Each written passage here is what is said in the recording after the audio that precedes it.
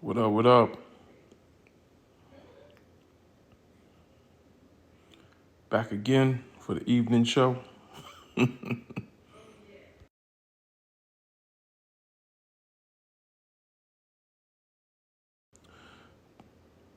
Peace to all my mods. What up, King Pinkalicious? Big up to all the sisters, the brothers, and the others. We back for more. Absolutely, Black Mystique. Black for we black for more. You know what I'm saying? On this 4th of July.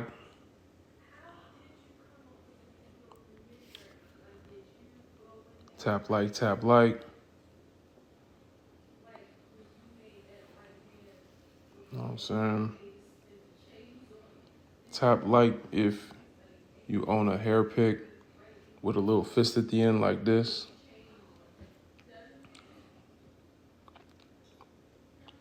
What up, what up? Hey man, I'm gonna be honest. I'll be getting some love from my people in these comments. I appreciate y'all stopping through.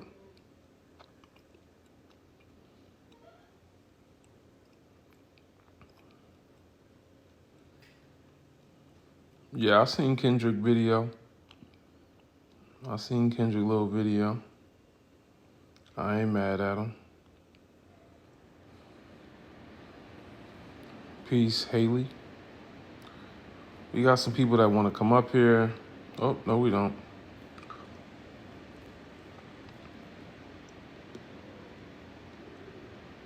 No, somebody wanted to come up. We had 2K. If you want to come up, send a request. Come on up and answer the questions.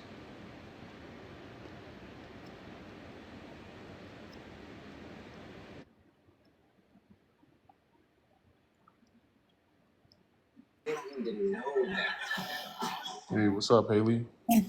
Hello, how are Hi. you today, Brother Legend? I'm well. Could you give us your age, race, and pronouns, please?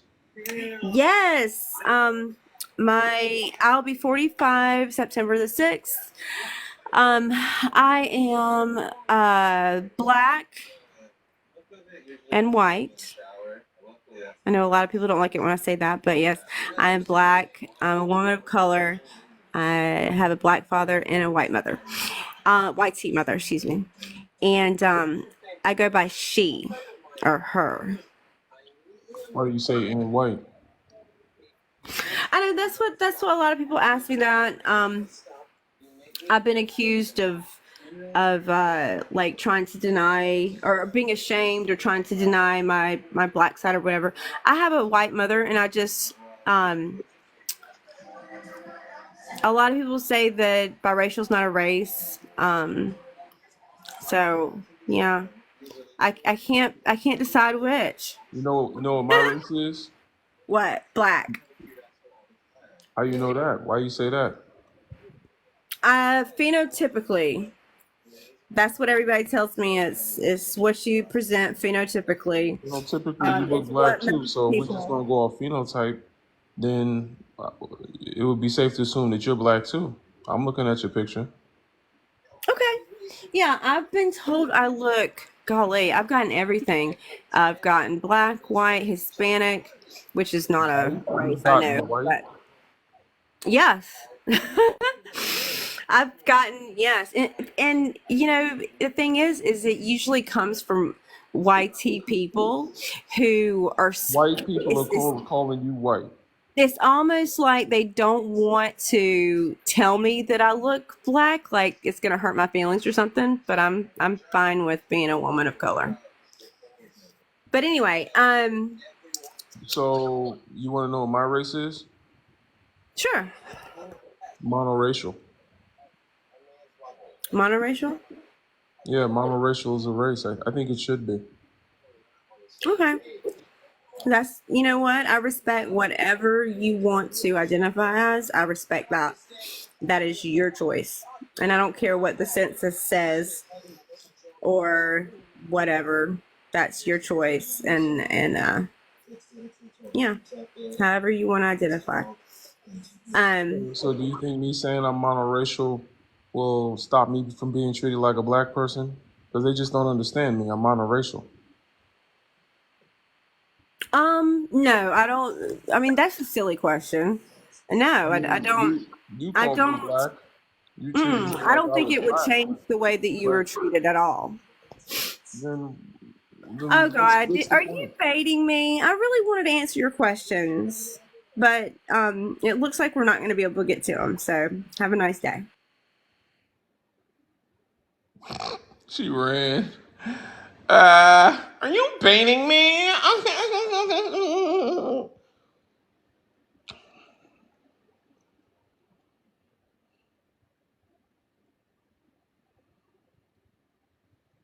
I don't know. Why can't monoracial be a race, guys?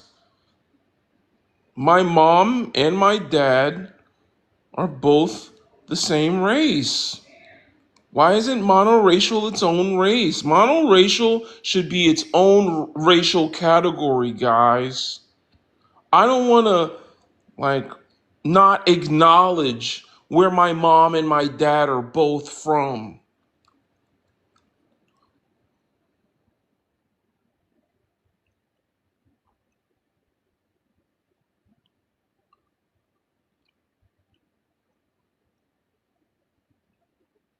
Y'all see how ridiculous that sounds? Monoracial should be its own race. Yeah, we should have our own. We have a different experience than the rest of you.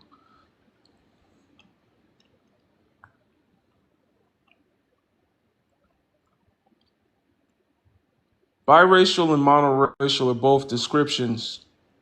They're not racial categories. And then you're gonna come up here and say white people are calling you white. Stop playing, yo. Don't you ever come up here playing in my face like that again, yo. Don't ever come up here and play in my face. I looked at her picture in 5 seconds and knew that was an African. I don't know what she talking about.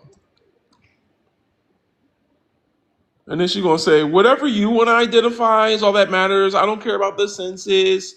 And so I'm like, okay, so I identify as monoracial.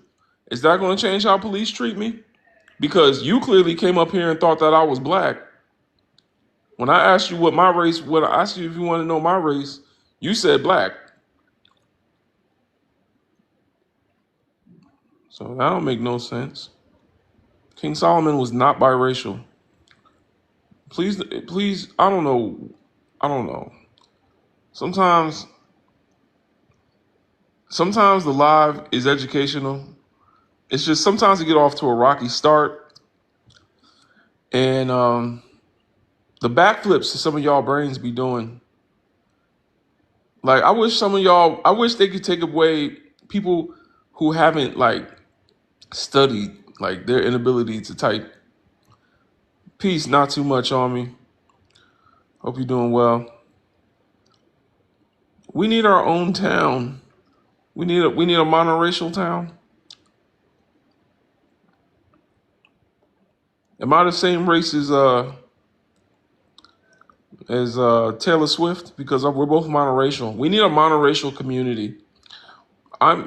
I should be in the same racial category as Taylor Swift. We're the monoracial community.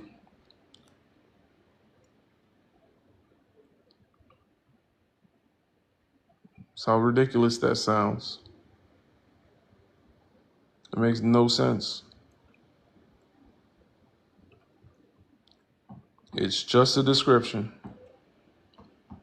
After the description, we need a noun. And what that noun is going to be is one of the five racial categories: red, uh, white, black, red, yellow, brown.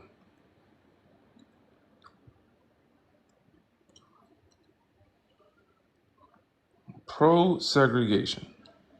Why do y'all keep saying that? I have not spoke on segregation one time. Does anybody want to take all the resources from another group? Brothers and sisters, black people, Does anyone in here want to take all the resources and exploit people of another people group and then withhold those resources from them being able to access it? Does anybody want to do that? Has anyone heard a Pan-African or pro-Black nationalist scholar say that we just wanted to take other people's resources and exploit them and disparage them and discriminate against them? Has anyone? I haven't heard anyone sound like they wanted to do that. So I don't know why people keep saying we're pro-segregation or anything like that. We want to unify. We are here to unify our people. When Black people say they want to come together, the first thing that comes to a Yankee's mind is segregation. Isn't that interesting? I think you're projecting.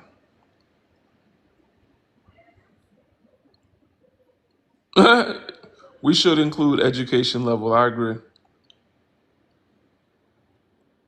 But I think you'd be shocked at how many people say that they're educated. We probably have people up here with PhDs saying the most ignorant stuff you ever heard. And I have a sister with a PhD. You can't tell her shit. You can't tell her shit. She will throw that PhD in your face so fast.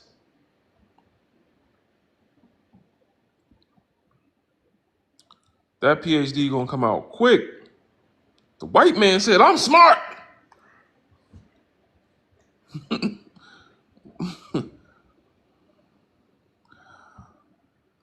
Anyway,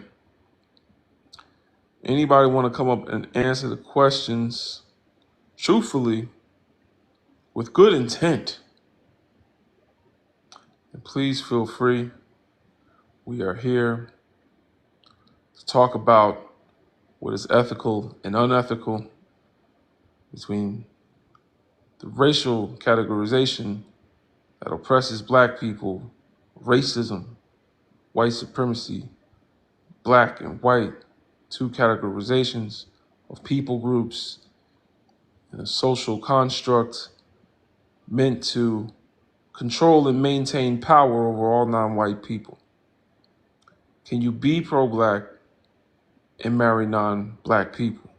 Can you prioritize building within the Black community and still marry and share wealth, children, family, in your home, your mind, your body, your spirit with someone outside of the Black community?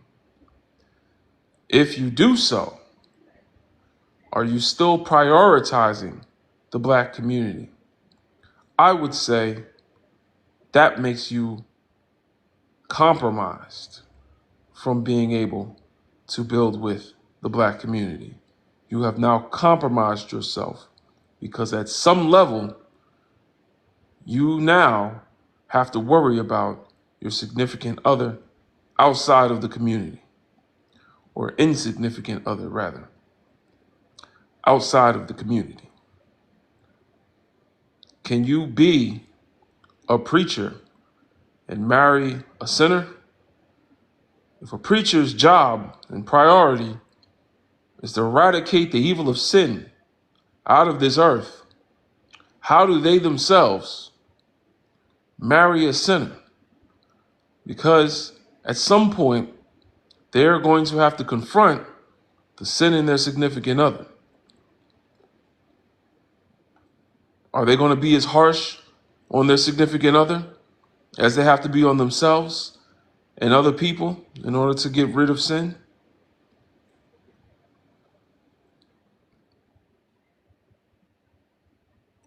Two completely opposite codes of ethics and morality. It would be none of my business if I were asking you personally. Anything to do with Black people is my business. You must not know who I am. I'm Brother Legend, and I'm here to raise your consciousness. anything to do with my people and their consciousness is my business. I have made it my business. It is a sacred duty passed down to me through Malcolm X, Khalid Muhammad, Dr. Francis Cress Welsing, Neely Fuller Jr. I speak for those ancestors.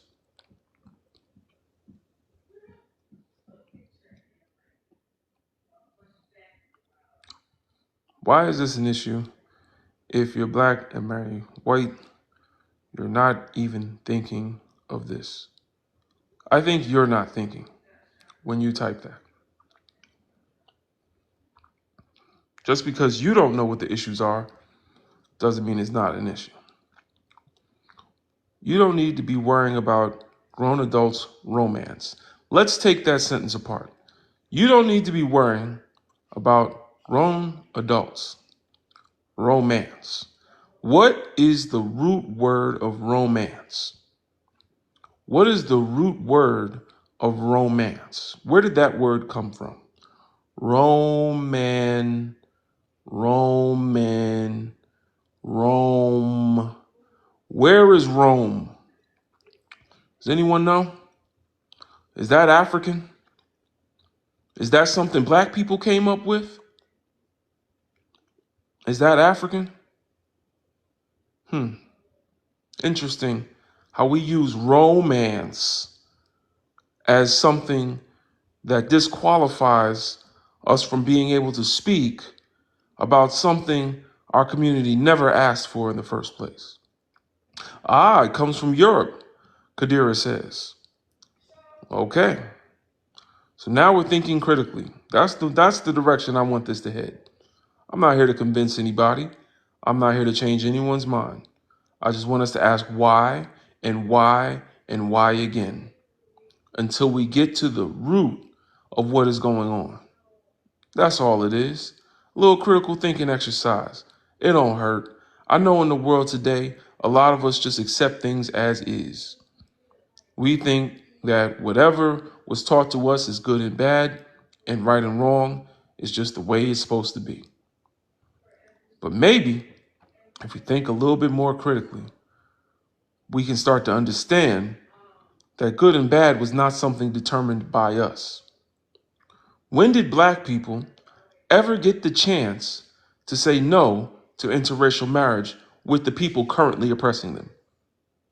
Or are y'all saying that black people are no longer facing oppression? Do you believe that? If that's the case, I missed a good holiday today. I should have went and celebrated 4th of July. I didn't know. They said all men were created equal. I guess we was all equal. I didn't know. Whoa, okay. The Constitution liberated us, y'all. Or is black oppression still going on today? If it is still going on today, then why are we trying to figure out how to love a people that benefit from that oppression?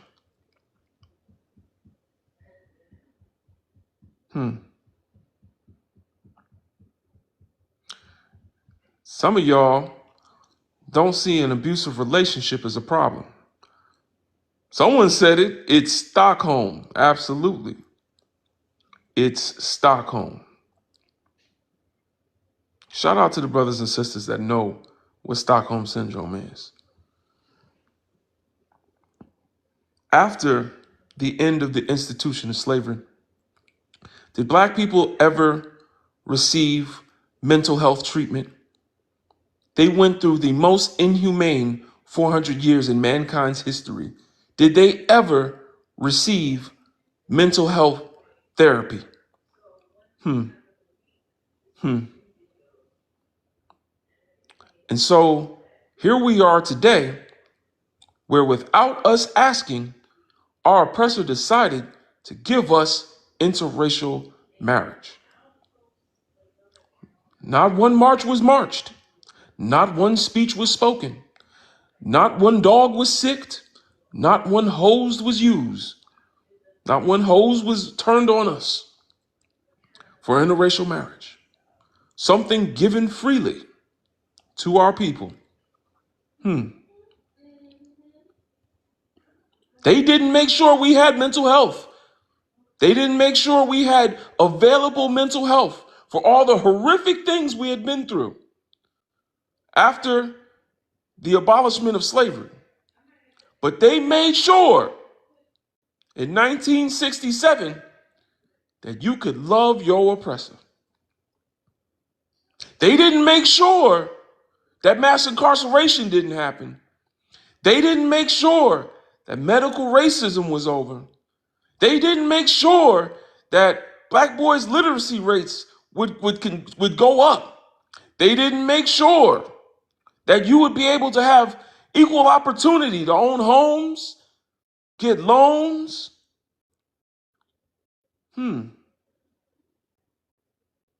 But they made sure you would watch them on TV. In time periods where your ancestors would have been slaves, be in relationships with them, right? In time periods where she would have been a slave, she can love and kiss on her white man. Wish I could be part of that world, she says. They show you videos of black girls crying. Oh, she looks just like me. So that little black girls can empathize with someone that wants to be part of that world and get her a white man. They're going to show you heroes that are not your heroes, but heroes that they made up for Marvel. These are their heroes. And they're going to show you even the heroes that represent you, black man. They're going to show you him kissing on a frosted female.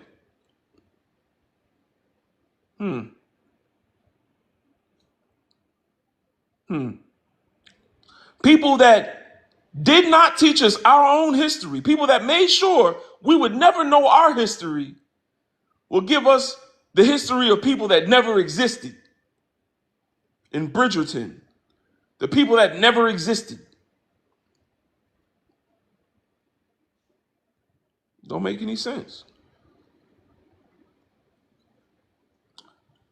They're definitely brainwashing us. There should be no videos, no movies, no TV shows where you see a black woman with a white man. It shouldn't exist. And it shouldn't exist with the other way around, but I just want to touch on this real quick because sisters are the least likely to marry outside of our community. Shout out to the sisters. Sisters are the least likely to marry outside of our community. Note that our community is a minority in America. We make up 14% of the population. Black women make up 7% of the population. And only 6% of that 7% of the population. So if 100% is 7% of the population, 6% of 7% of the population, a small smidget of black women marry outside the black community. Now let's list the shows that you see where black women are in interracial marriages represented on TV.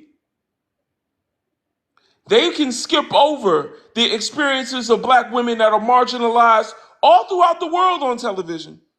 But for some reason, the margin of a margin is represented on television. Isn't that interesting? We got Scandal, we got Bridgerton, we got Game of Thrones, we got The Little Mermaid right here. Any Zoe Saldana movie. I don't know what's up with Zoe Saldana. She can't keep her tongue out of one of their mouths. It's every movie she in. Isn't that interesting, black women? They pick and choose the ones that represent you on screen. Because it ain't happening in real life.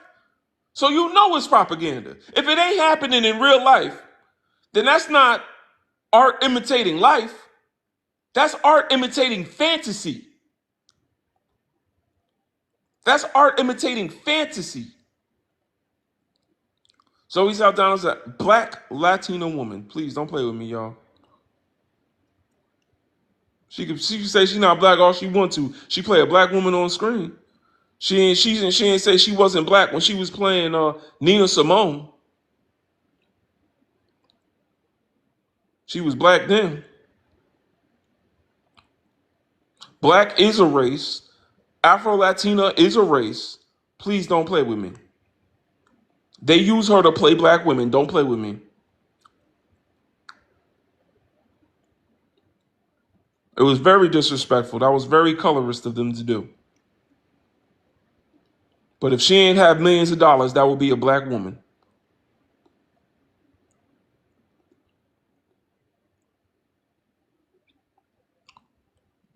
TikToker is really confused. Anything with Afro in it is black. She should have refused the part.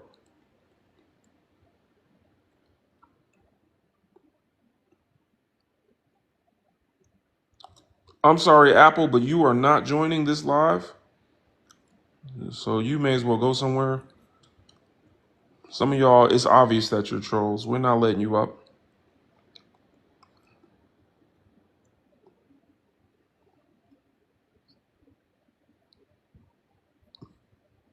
She definitely should have turned it down.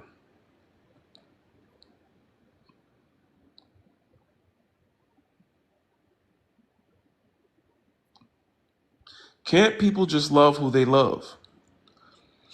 If I put a woman in a cage and that woman says she loves me and I say I love her back, is that love? Is that love is love? Is it love is love then? Is that love is love? It don't matter. We love each other. I put this person in oppression and now love is love.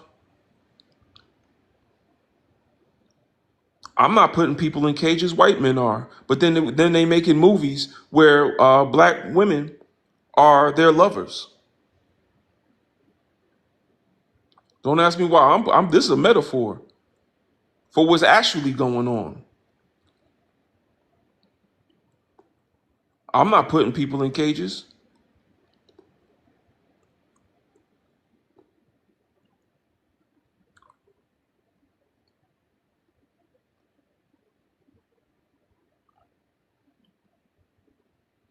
Peace, brother Crime. What's going on? Hey, CC, what's going on, sister? Hey, how are you doing today? I'm good. I'm good. What's up? I just wanted to answer the prompt. Oh yeah, talk to us. So the first one says, are interracial marriages between black and white people ethical? It is not. And then it says, can you be pro-black and marry non-black people? No. Mm-hmm. And the reason why I say no to the first one is because I've actually gone through that already. And the person was another indigenous person, and they were mentally YT. And it was the most dangerous relationship I have ever been in my entire life. They would say racially charged things behind closed doors, and their entire family was racist. However, because they were the model minority, they thought that it didn't, like, calling them racist didn't apply to them. Wow. So that person also used my fertility as well to tokenize my child, to say, well, I can't be a racist. You're a black woman and I have a black child now. And so also, since my background, I come from a black father and a indigenous mother.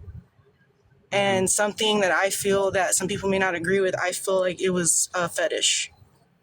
And I feel like it was not responsible for that to have been done, because there was not a lot of self-knowledge with those individuals. And then they brought a child that would be seen as, quote unquote, like biracial into the picture without understanding who they were as individuals. And it caused a lot of problems.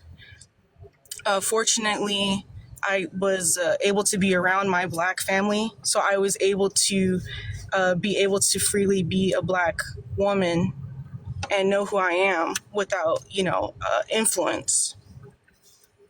So it's like I don't even accept being called biracial. I don't think that's appropriate. But what I will say is that for a lot of people who are born into those backgrounds, they will always have to deal with fighting because of that, or some kind of issue if they've never been around their Black parent. There will always be a weird dichotomy for them. And then for the people that they go around too as well. And I feel like a lot of people think, well, you are, whoever your mother is sometimes. And it's like, well, for Black children, the world can tell that you're Black. You can't hide that you're Black. The only people that try to tell you you're not Black are the people that benefit from you not knowing. Or, they can't brainwash you. So it's like, I think that is very unethical and very dangerous, not only for the child in the middle, but for the people around that child. Because if that child has a white mind, but a Black body and a Black background, they will be tokenized and used to cause havoc. And people don't want to talk about that. So I 100% believe it's unethical. And I don't think you can be pro-Black, because it doesn't benefit the community. So that's my take on it. Absolutely. Well, that's a. I'm sorry all that happened to you. You know what I'm saying? That's a lot of work that you have to do to unpack all of that. But I'm glad you did the work. You know what I'm saying? To hopefully stop the generational curse of lack of knowledge of self.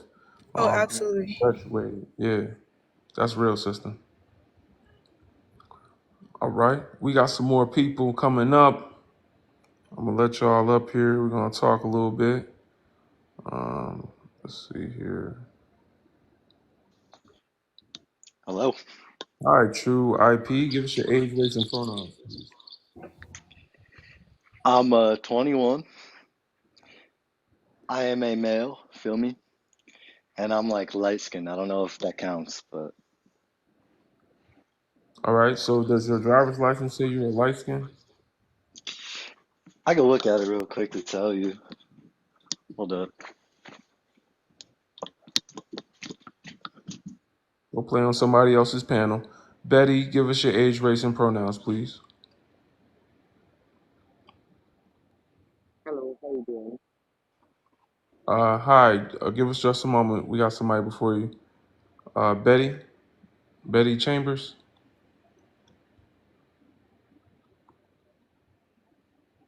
I see. Are we on now? Sorry. Sorry about that. Please give us your age, race, and pronouns. Okay, I'm 75, Caucasian, and I don't really have any. I'm her or she, I guess. All right. Talk to us. Well, I have a lot of nieces and nephews that I love very much, and they're all different shades, and it's a beautiful family. And after a while, you get where you don't see color anymore. It's just not.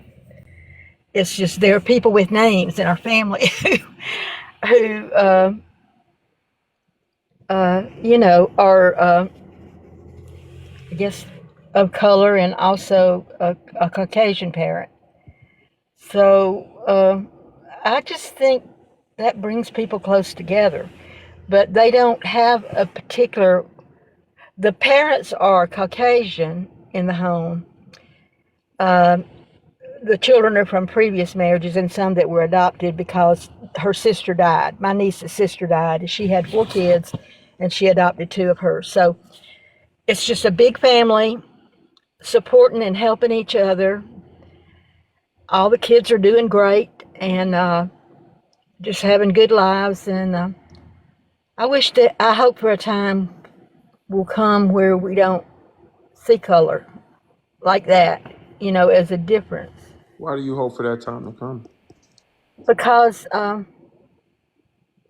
I've met so many, well, my nieces and nephews, of course, they're all precious to me. But I meet so many people. I don't know what you prefer, black people, people of color. You can just call us the N word if you want. I would never do that. I wouldn't do that. If if I said something that's offensive or. No. Okay. Have a good Whatever you night. want. We know who you're Have, talking about. you know what? I'm tired of coming into lives trying to be open and honest. Not when they start crying. We ain't doing that. We're not doing that. When they start crying, they gotta go. We can't do that. Weapons of mass destruction. We not doing that. I'm gonna go to the next guest. Against Trump, give us your age, race, and pronouns, please. Hi, Mel, Patty. Thank you for having me on the panel. How are I'm you doing sorry, today? we can't hear you. You're muffled. Do you hear me now? You're really muffled. Sound like you're underwater. I am listening to my internet. This recently. Do We you hear can't me? hear you. Nah, it's bad. Y'all know she called y'all the N word in her mind, right? She's 75 years old. She from a different era. Okay, all right. So that's why she don't know what to call you. She done called you all them other names so much she don't even know what to call you. So I was just trying to tell her to keep it real. Let me try and see if I can audible now. Did you hear me now? Yeah, that's better. Give us your age, race, and pronouns. Oh, I'm Tadi. I'm Mel. I really like the topic. I find the topic itself is very interesting. So thank you for having me in a panel. Uh, I'm a people person. I like to diversify myself with the people from different walks of life, the religion, caste, tradition, language, monument, and identity. I have had an experience of dating with the women from different culture, from different ethnicity. So I think that will bring us together. But I wanted to give a short background about me. I was I was raised in a very conservative family. I in a very strict family where I have to follow my own culture, tradition, language, same tribes and stuff like that. What race are you, sir? I'm sorry. What is your race? I don't want to mention my race, but let me complete my point. Thank you. Where are your ancestors from? They are from Nepal. Is that in India? No, it's next to India. It's Nepal, the highest mountain in the world, the I see. Mount So Everest. you're Asian. Yeah, I'm Asian pretty much. Okay. But when I came to the United States, I find myself to not to stay in one specific cage. I have to explore myself. I went to school, I went to college, I met friends, I started getting to know people, and I feel like interracial marriage is very important if you want to bring people together and if you want to learn about the peoples from different backgrounds and different walks of lives. So I have a firm belief that interracial marriage will make people unified rather than being apart. So I have a firm belief in the interracial marriage, but What it if dep- what if what if people don't want to be unified? so you need to accept the people from different diaspora.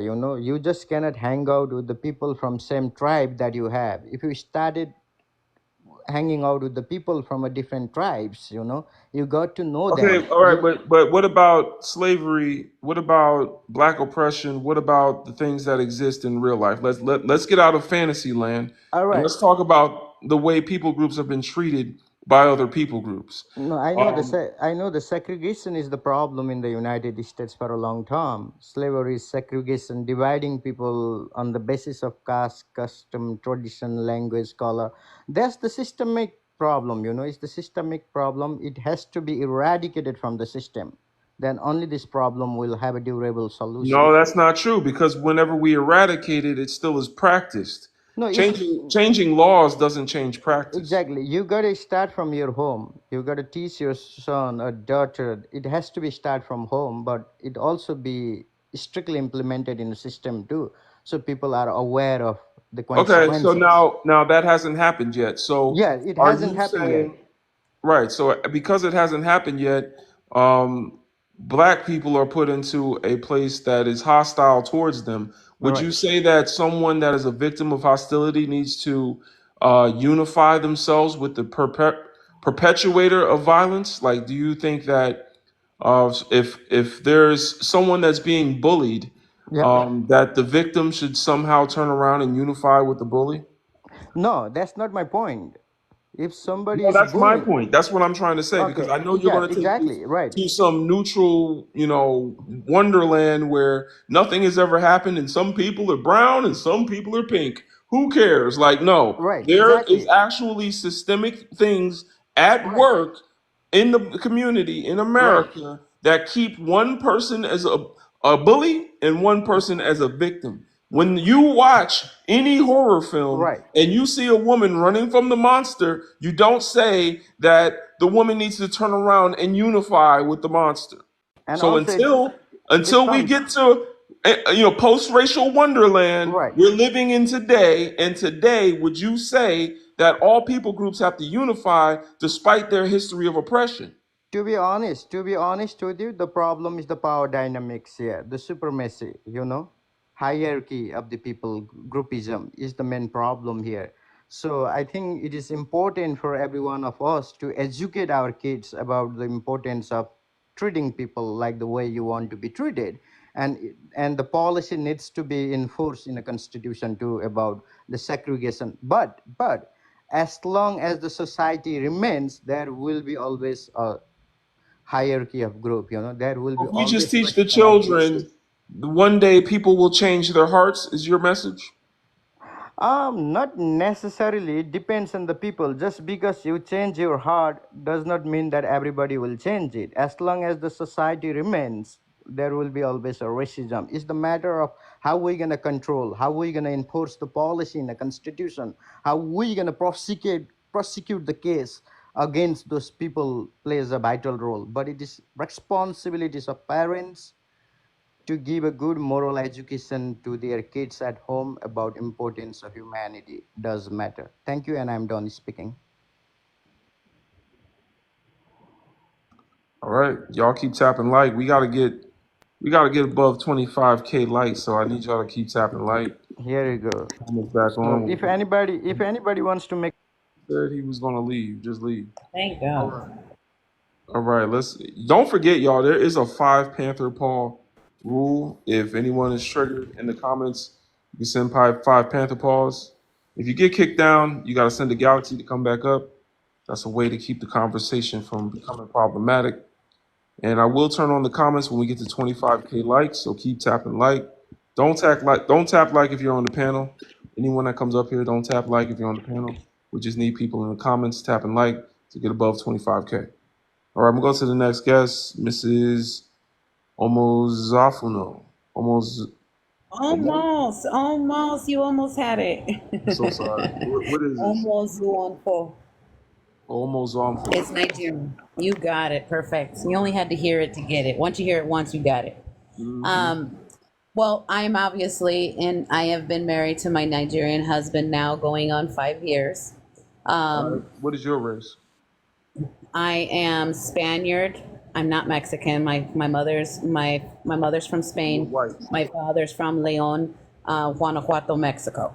So I got that and that. So I call myself European and Mexican European because my bloodline's from Europe, raised in the South Side of Chicago. Now I live in Cali. Yeah, that's white. Yeah, white, I guess. I look it. But my opinion is it's people, even in my family, when I was raised, I was told never to bring home a certain type of man. And it just happened to be the men that I was attracted to. It happened to be the men that I could communicate well with and understood me and laugh and joke. Most of my friends were of that race. And I think my family really was extra hard on me and treated me differently because they seen what I was attracted to, and they seen my friends, and they seen the culture I appreciated, and I just was never truly accepted in the culture of my own people. And so I ran and went where I was accepted, and that was the group of people that embraced me with open arms. Why And do I you will, think they accepted you? uh, I don't know. I never thought about it. Hmm. I did never think about it. I was one of three in that group. There wasn't very. We were the minority in our group. Um, they never treated me different.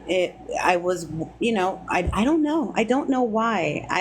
Sounds like Maybe I was. whenever we're talking about race and race relations, and a white person says they don't know, the first thing I think is it's a privilege.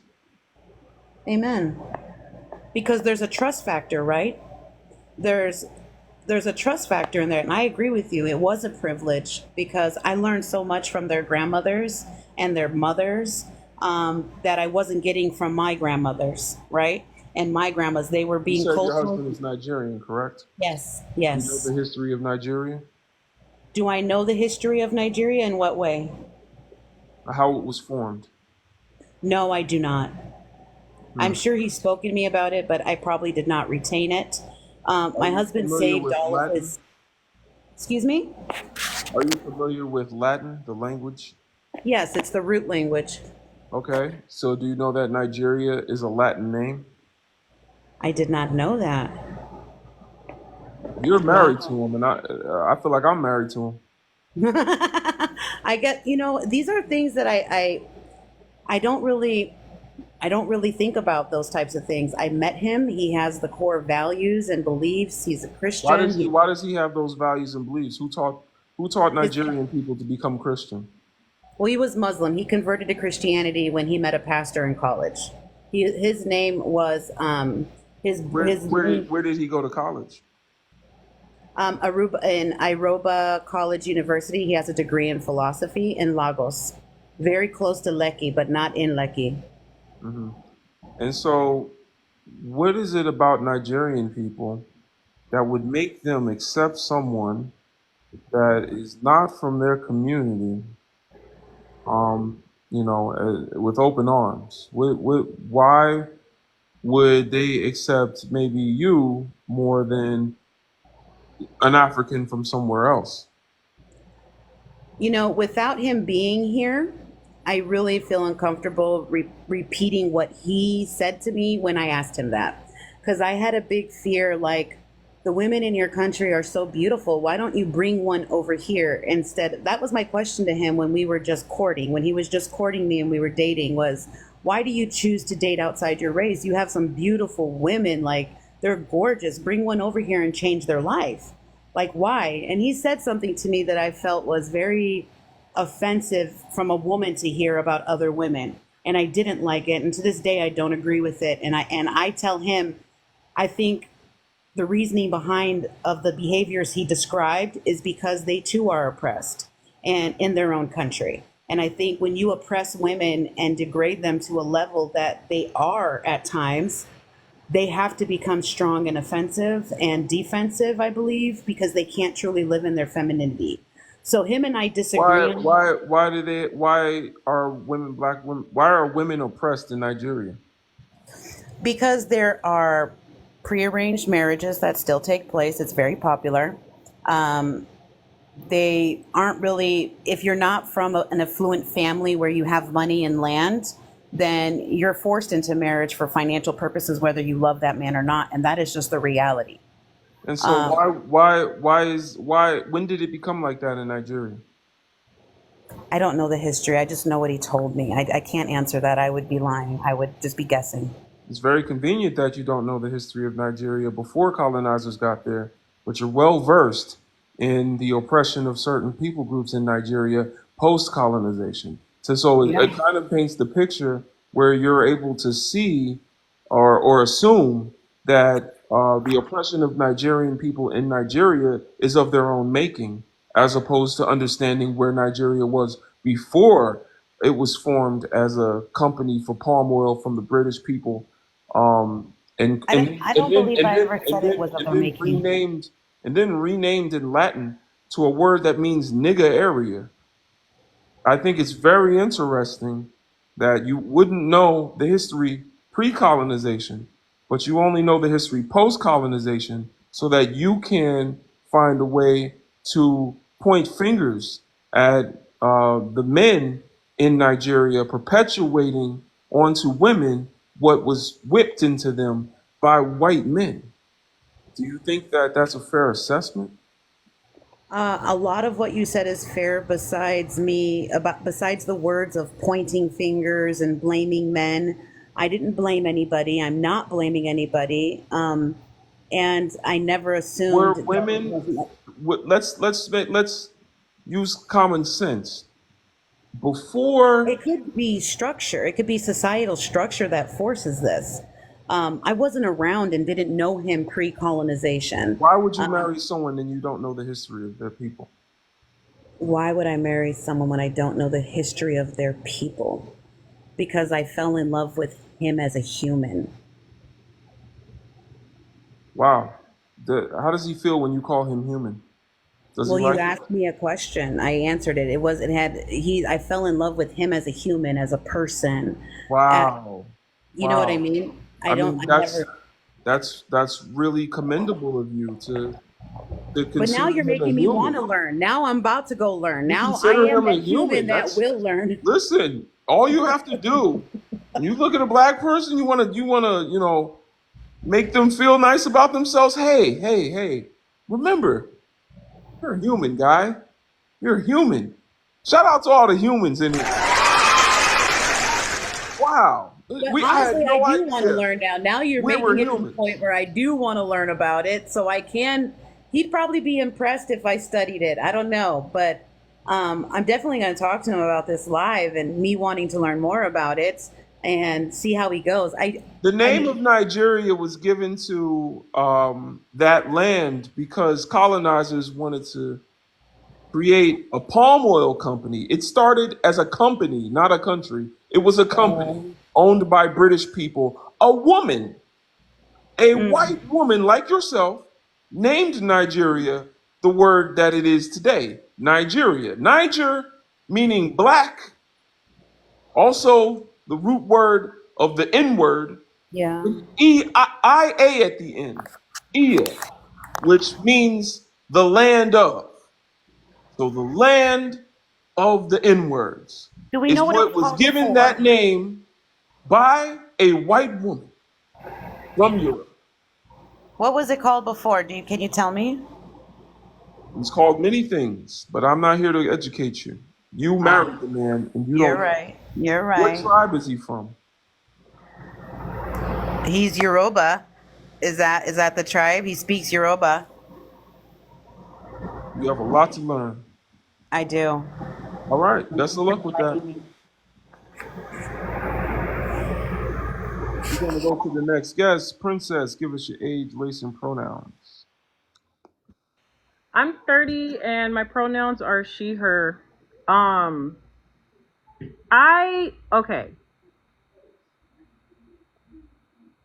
Let me answer the first question, okay? Mm-hmm. Are interracial marriages between blah, blah, blah, blah, blah. I feel like they can be ethical. I think it just depends on the person that you're dealing with, because just like any other relationship, you're supposed to assess the character of the person. Um, Did you feel like the last guest was a person that's uh, like you're describing, person that is a good person to deal with? what do you mean? The last guest, did you hear any of that interaction?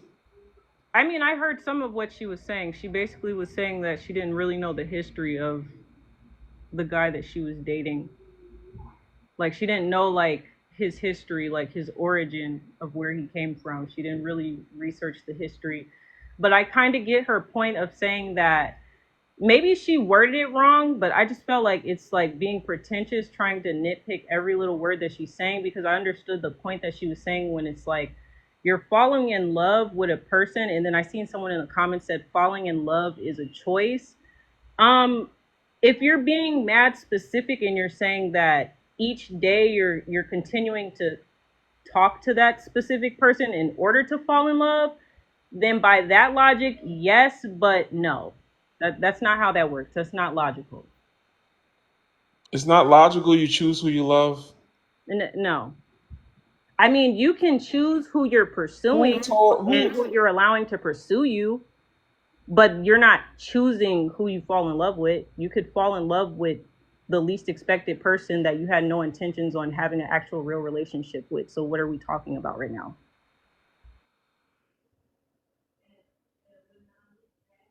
Brother, I'm gonna drop.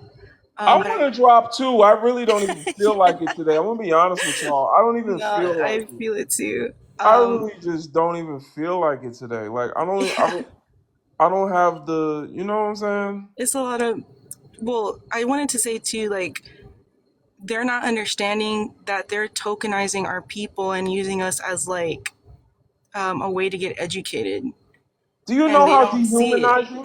You know how It's dehumanizing dehumanizing. it is to just grab someone and marry them because they've tickled your pickle, and now you don't even know the culture that this person come from. You don't even know But don't orientation, people basic But things. Or please right? don't come off mute. Please don't but come off she mute. knew, like, she quickly made that, and she made that whole conversation a way to make black men look terrible because Right? of Oh whatever, yes. Oh and that yes. was so uncomfortable to hear. Like, it was really not How dare okay. you? How dare you as a European? How dare you as a white woman? The reason that the country is even called that in the first place is because a white woman like you made it that. But then on top of that, to just say, oh, yes, one of the people that my people formerly enslaved just tickles my pickle, floats my Twinkie, if you will. And I just happen to, want to be with him. I couldn't help it. I just liked him so much. I didn't care about his culture. I didn't care about the history of our people groups and how they became oppressed by my own people. And I didn't care about any of that. I don't have to think about that. Yeah. But love is love, and the European idea of love and falling in love is the only love that has ever existed, and the only love that is logical, and the only love that matters. And then now we have Princess who comes up here, probably watched Disney movies her whole life, been already taught by white folks to believe I that did you can not. fall in love however you want, and it's just. I actually came from a pro-black family, so what are you talking about? So then, what does Ubuntu Get mean? your So then, what pretentious does get your Ubuntu mean? pretentious What is it? dialogue What does together. Get Ubuntu it mean? together. I Get don't it even together. You're feel not like making it. sense. I don't. You're I not don't. making sense. I don't even feel like it. You didn't have that energy for the white woman. Get down off my live. You didn't. She didn't have that energy to come off her mic for the white woman. Please go. Don't come up here. You didn't have that energy for her. Don't have that energy for me. Cause I'll speak with the ancestors tonight after hearing that. I gotta you know cleanse, what because I'm that's saying. just on the day of just this day. I came to like a museum to just like avoid it, because it's painful. But I will Yeah. say a word for you and your wife and everybody who had to hear that mess. But thank you for the Yeah. opportunity, and I'll catch y'all in a bit. All right, sister. Peace. Yo, honestly, this is why we have the meetings on Sundays. B1initiative.org. This is why we have the meetings where it's just us and we don't have to worry about all this. It's funny because people in the Discord after the last live actually DM'd me just like, why? Like, you know what I'm saying? Like, it's kind of annoying. It's triggering to hear all of this stuff. It's triggering to see these people that have internalized identities and ideas given to them by their oppressor. Love being something that you just fall into blindly with no logic is European. That is a European idea. For all of human history until about 200 years, actually, yeah, about 280 years ago, all of human history, people logically fell in love, logically got married. It was based on logic, it wasn't based on emotion. So the idea that love is something that is emotion is called romance. It's called romance. You've all heard of this before. Romeo and Juliet. His name was Romeo. Romance. Romeo and Juliet. Two people who come from two different families that were at war with each other, that did not like each other. They said, oh, I don't care. I don't care about what's going on logically. I don't care that we might be unalive by the end of this play.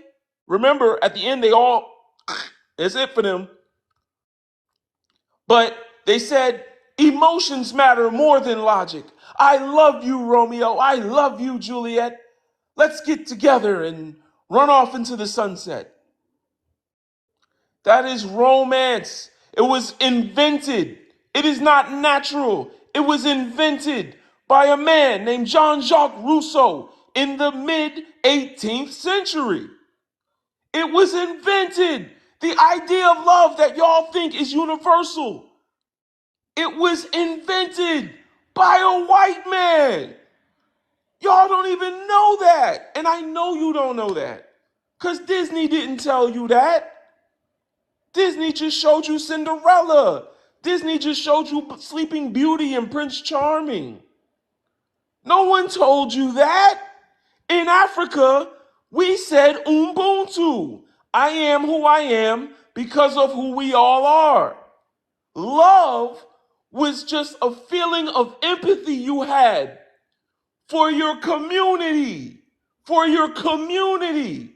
You did what was in the best interest of surviving, of the community surviving.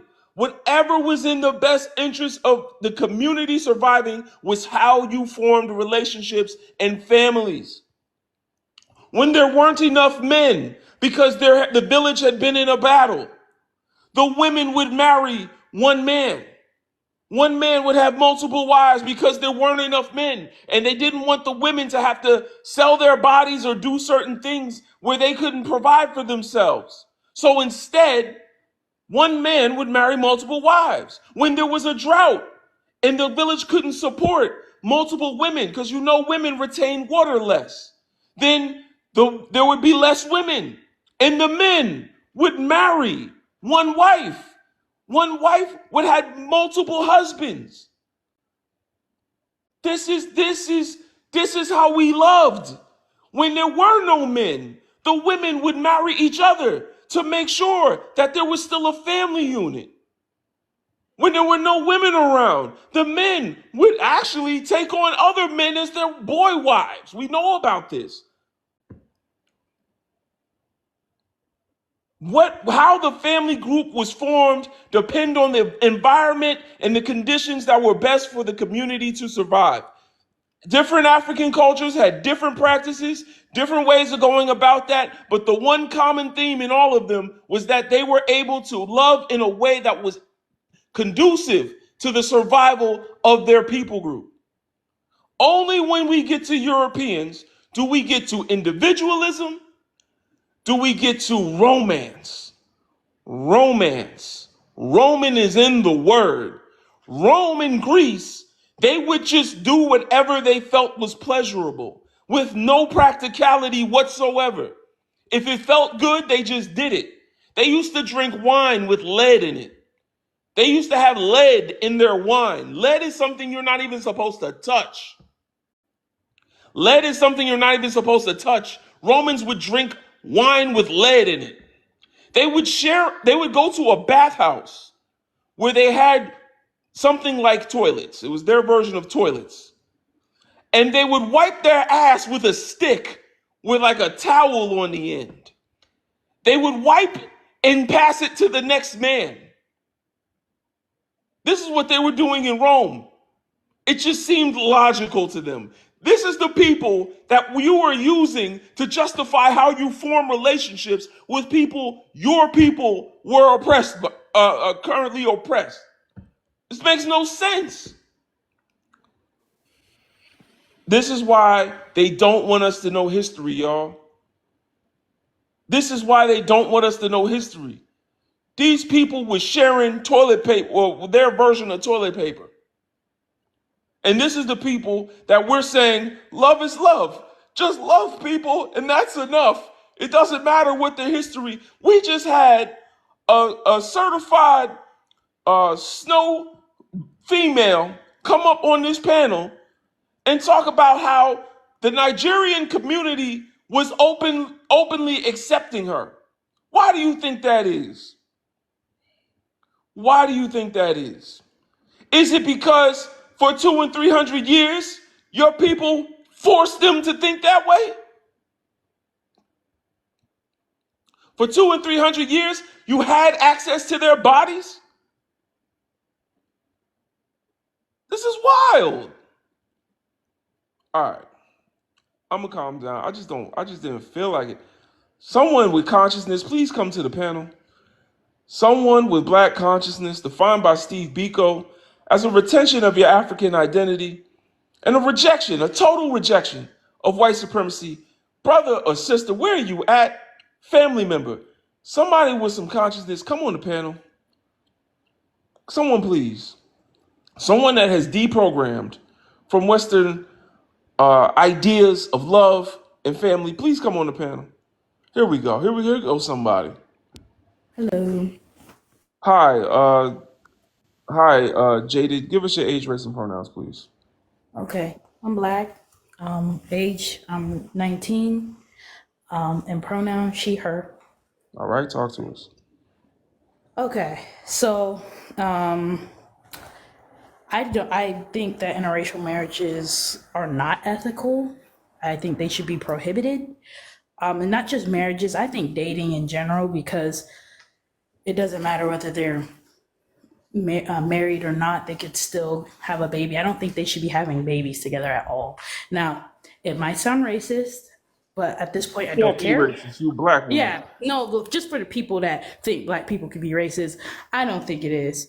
Now, we can't stop the mixed people that are already here. I'm not going to say they can't be alive, whatever, but the ones that are future, I guess, I don't think that it should be. And like you said, the history is too fresh. The things that they have done, too fresh.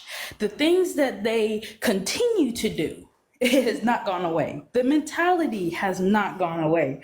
The people are still among us. But now they're trying to gaslight us into thinking we're the problem. I mean, they've always said we were the problem, but now they're trying to point out our reactions to their behaviors and the familiar patterns are now the problem. Right. No. That's right. It's not us. It's not us. And we have Kunishans out there that are supporting them. Okay? They're telling them that, oh, look, see, you are racist. You are this. You are that. You being stupid. No, we're not. This is something that they taught us. They taught us how they were. Now we are reacting accordingly. You do this to any other animal on this planet, they will not trust you. And that will be passed on in their own DNA. Okay? So why do you think it's that? We are not that different from them at all. So that's why I say no. They should not be together. And they don't even feel any type of remorse at all.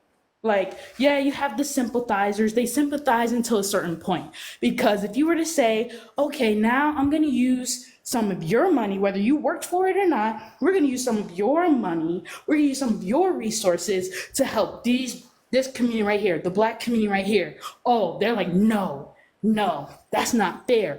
I didn't participate in this. This wasn't me. This wasn't my family. There was only a small percentage of slaves, slave masters, slave owners, whatever, right? It was only a small percentage. They want to kind of separate themselves. They want to, what is it? Someone said that they love to claim all the good things when it comes to being a white tea person. But when it's bad, they want to separate themselves from it. Like, it wasn't us, it was the British, it was the Dutch, it was the Italians, or whoever it was. They want to start saying, oh, it was them. But no, they all came together. See, that's one thing they'll do. That's why they keep us separated. They all came together, formed a plan, a whole plan to carve out Africa and to oppress these people for centuries and to this day. Okay? And now it's so deep that they don't even have to do the work. We're doing it for them. Yeah. We're doing it for them. You see the black man against the black woman. He going out to other races and reproducing with them, talking bad about his own woman, right? The women doing the same thing. They going out to other races, talking bad about the black man. This is why I don't do this, blah, blah, blah. You got the men against other men. Poor men against the rich or so-called rich or middle class men. They get an ounce of power or money and they let it go to their head. They like to associate. That's what I think that's why they go to the YT women. They associating them with power, influence, resources, whatever. Call it love. It's not love, but whatever. And then say, well, she got this. She got this, so she's better than the black woman, right? And then now they have our features or try to get our features, right? They got the hair, they got the BBL or butt, whatever. They got the lipstick, they have the mannerisms, right? and then they're like, oh, look, she's unique. Now she's unique. I got the best of the black woman and I got the best of the white tea women or race, right? Now I got the best of both worlds. So now I'm definitely gonna go for her. And that's why you see them, they so popular. You don't see the ones that are married to the politicians doing that, but the ones that are surrounding themselves by football players or the ones on the college campuses or the ones just walking around your everyday street. Those are the ones that they're getting. Now I'm gonna land my plane there. Hey man, thank you. That was a breath of fresh air, sister. Like, how old you say you was? 19. Oh, this I whole look. I was thank you, not raised. Ashe. I was not Ashe to the raised ancestors. to that program at all. I was raised with the truth, and I'm gonna continue that truth. Oh my goodness. Ashe, bless you, sister. Thank you, my goodness. There is hope for the youth. Don't give up on Gen Z. Or I'm not sure if I think you still Gen Z at 19, man. Big up to the young brothers and sisters that, just continue the work of our ancestors. It's gonna be centuries more that we're gonna have to continue to unpack this stuff. What that sister just said, she's light years ahead of even most black people today. But you showed a fundamental understanding. Gen Z is not playing. I see Gen Z what they doing in Kenya. I'm going to wait to see what's going to happen with Gen Z in Nigeria in a few weeks. But yeah, man, big up to the young family members, man, for real. Oh, could I add one more thing? I just came across this. I probably have to do a little bit more research on it, but I was just watching this video where in Poland they have like this black get together for black men to get with the white tea women, dance with them and all that. I'm just like, come on. And then I don't know if you've ever heard of, I think her name is Jane Elliott or whatever, but she said that black men were going to become a trend, black women were going to become a trend in the future, right? And now we seeing that. And hey, it's all connected, but that's gonna end it there. And then look at them when I sit here and I ask, are interracial marriages between black and white people ethical? Look at how many of them, especially in these comments, some of them maybe have the nerve to come up here and argue back and forth with us just because we raised the question. Because they're so entitled to having access to black people that us just even hinting at the fact that we might not agree with it is something that triggers the average white tea person. Well, I appreciate you, sister, and I'm gonna actually follow you because I need to get on the right algorithm. We gotta get some Garveyites, some brothers and sisters that know what they talking about. You know what I'm saying? Big up to black women for saving a life yet again. What's going on? Thankful. How you doing, sister? I'm good, and yourself? I'm well. I'm well. Just another Thursday. We ain't celebrating nothing. It's 15 days since Juneteenth. That's all it is. Okay. How about that? All right, so I am 39. Pronouns she, her, and black all day, every day. I heard that. Go ahead, Okay. talk to us, sister. All right, are interracial marriages between black and white tea people ethical? Hell no. Okay.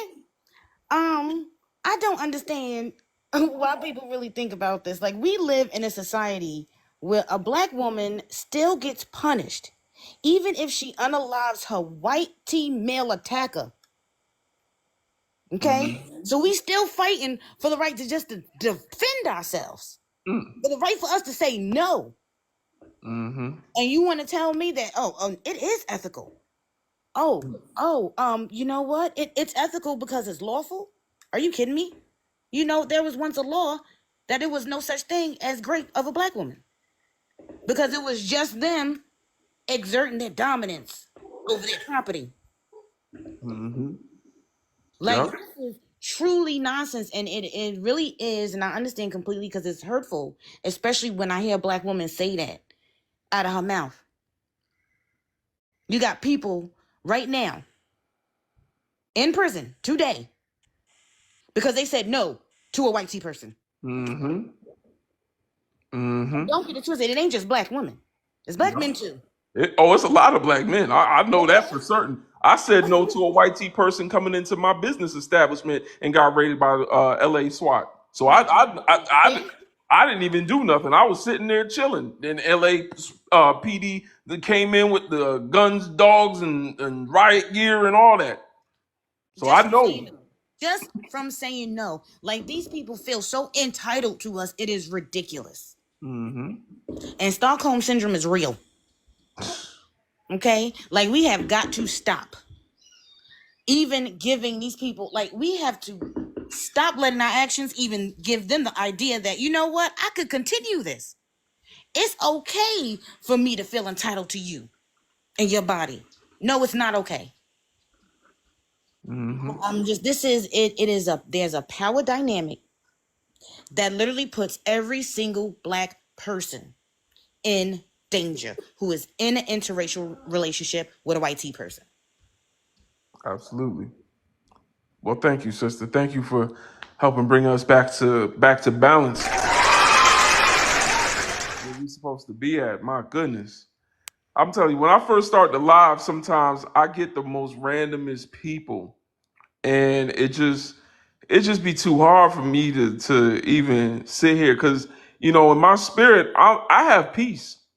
Me and my wife don't argue. I say it all the time, but I think we like if we have you go to some of them jobs and they got this many days since the last incident. Like I think me and my wife we about 500 600 days. we don't.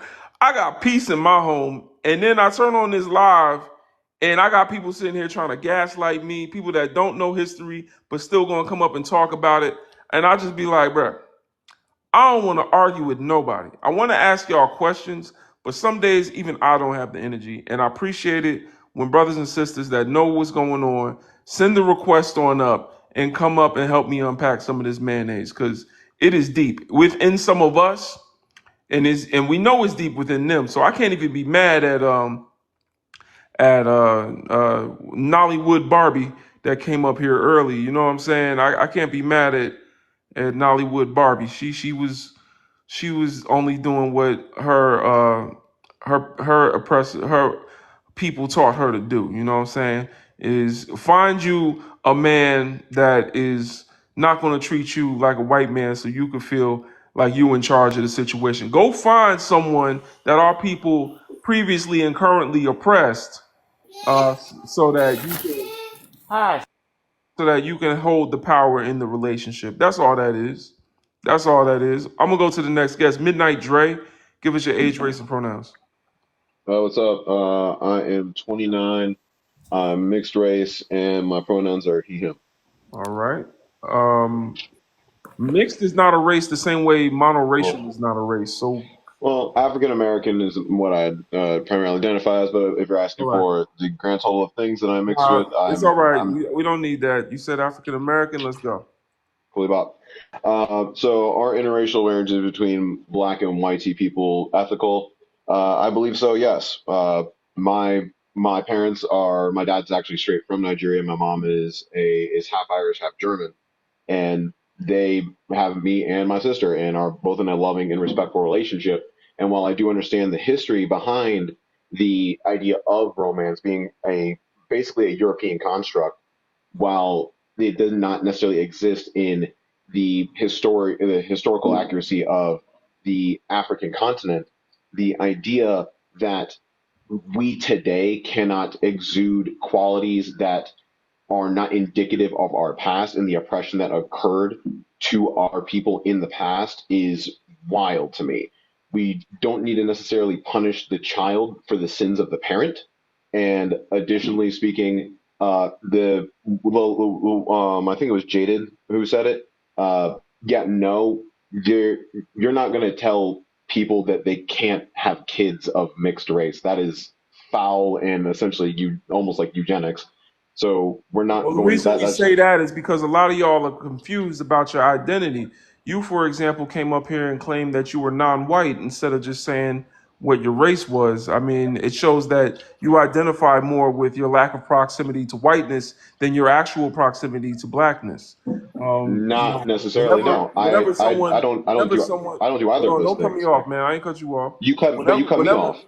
Whenever, it's my life. Whenever someone, Oh, I didn't even cut him off, but anyway, whenever someone says that mixed is their race, they're really just telling us I have a proximity to whiteness, but they don't let me in the club. And it's the most weirdest thing why y'all do that because you see your blackness is something that is the reason you're not invited in the club. And it's no. like, why? Because you're Are not white, so there's so nothing mixed about you. do You're you non-white and black. Please don't have come off to mute. Please, everybody has to stay on mute till I call on them. So you're non-white and black. Well, all black people are non-white. So why do we have to like try to pull your blackness out of you? Why do you know what I'm saying? Like, why do you feel like you have to also mention that you're non-white? Because I appreciate both sides of the cultures that I come from. I've learned the But history the of my culture, but the Nigerian. culture doesn't appreciate Brother, you. brother, don't cut me off. I didn't cut you off. Don't call Hold me up, brother. hold up. I see you as a brother because we both have seen the struggle of I'm our not race your and the brother. identifiers that we deal with. Cool then, whatever, man. So at the end of the day, I appreciate both cultures that I come from. I've studied both sides of my culture. I've studied the Nigerian side. I've studied the German and the Irish side of me, and I appreciate both sides of the equation. That's why I identify as mixed, and I But have do no both problem with sides of people the who, equation appreciate brother. you? I'm not cutting you off. So I would appreciate that. All right. So when I ask a question, just answer the question. He's gonna make the cutting off thing like weird. Like, I don't know. I don't really see the point of that. Yeah, he's being emotional. But what I was trying to say, and what I was trying to get him to answer, was when you say you appreciate both sides, right? Appreciation should go both ways, right? Like, you appreciate the culture appreciates you. You cannot tell me that you, being someone that is non-white, is appreciated by white culture. You could be appreciated by German culture. I know they racist. Their government is actually just voting in far right people into power. So if you want to do that, I mean they're very racist. There's a lot of problematic things that come out of Germany. But okay, you want to claim the nationality as your culture, cool, go ahead. And the other European country I forgot now, it wasn't French, it was like something else. But the thing is, we're talking about race. We're not talking about your culture. Race and culture, that just lets me know that that person doesn't understand what he's talking about because white culture is built to colonize, oppress, and enslave. So you're telling me that you appreciate a culture that would colonize your father's people, oppress your father's people to this day, and enslaved your father's people previously? That doesn't make any sense. They don't appreciate you. You just trying to appreciate them. So once again, if you are not appreciated by white culture and you're non-white and you're black, you're just a black person because all black people are not appreciated by white culture, are non-white, and they're black. That's just a black person. But anyway, Mahogany, give us your age, race, and pronouns. I'm 33. I identify as what I was born as, she, her. And the question I was going to ask, I don't even need to ask anymore because you just answered it for me. Your Uh, race? yeah, because I'm not mixed, but I was just curious. do you feel like mixed people should identify as just black? But you kind of you just Do you think that monoracial people should identify as their own separate group? you mean people that are like half black? Should they just identify as black? No, monoracial. Meaning What's you have monoracial? monoracial means you have two parents of the same race. Well, do I think they should identify as what they are? Yeah, we are. I am monoracial, so should I just say my Yeah. race is monoracial? Yeah. Okay, so I'm, I'm the same race as Taylor Swift. no. What do you mean? We're both monoracial. No, okay, I see what you mean. So you should just say I'm black, or I'm African or whatever. I'm just saying, biracial, you can use that. You are biracial. You do have a parent of one ancestry and a parent of another ancestry, but that's just a description the same way monoracial is a description of where my parents are from. It's just a I description. think I Your think mixed racial people. categorization is dependent on, are you white or you not? If you're not white, whatever that reason is if it's because you have an Asian parent, then you're Asian. If you're not white because you have a black parent, you're black. If you're not white because you have any other type of mix, it's because of that. And that's what makes you what you are, because the white community will not accept you as white. That Whiteness is is the true. exclusion of all other races. That's why they call us people of color, That because is they see true. themselves as people without color. You can't be without color and have with color, because the with color part means that you are not without color. So that's how race works. And the way that people try to twist it around to give themselves a distance. I don't know what's the opposite of proximity, but like to distance themselves from whatever makes them non-white is gut wrenching. It's just hard to watch y'all flop around. Not you. I'm sorry, not you. You didn't do that. But I'm saying the last person, like flop around to try to get away from their non-whiteness is just, it's just like, why are you doing this? I You know? think the reason mixed people do that is I think when they look at their parents and they have like one white parent, one black parent, if they I think they feel like if they only identify as one side, then they're like dishonoring their other parent. But see, that's the thing. There are plenty of black people with white parents. You can have a white parent, and just because that white parent loves you does not mean they love your people. We see it all the time. I've had so many white parents of black people come up here and say, I There's have black a lot of children. people I'm with not mixed kids that racist. are still I was, racist, and I think it's very sad. And these are the people that black people should not be procreating with at all, because it's just causing a trauma. A lot of these mixed kids have a lot of trauma, and I see a lot of mixed people talk about the trauma that they have because of this, because they have a parent that is racist. yeah. And I see the parents come on my panel and tokenize their black children to try to silence us about, I'm not racist because I have black children and I love my children. Like, and it's like, the reason you have black children is because your ancestors brought them here from Africa to work as slaves under you.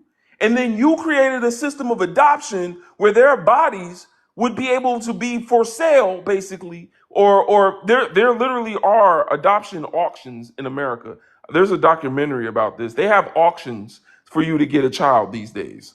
And it's just like, the reason that child probably wasn't with their mother is because after you brought us to the United States, you didn't make sure we had any wealth. You didn't make sure after slavery we had mental health treatment. You didn't make sure, like, you left us here basically to unalive and fend for ourselves.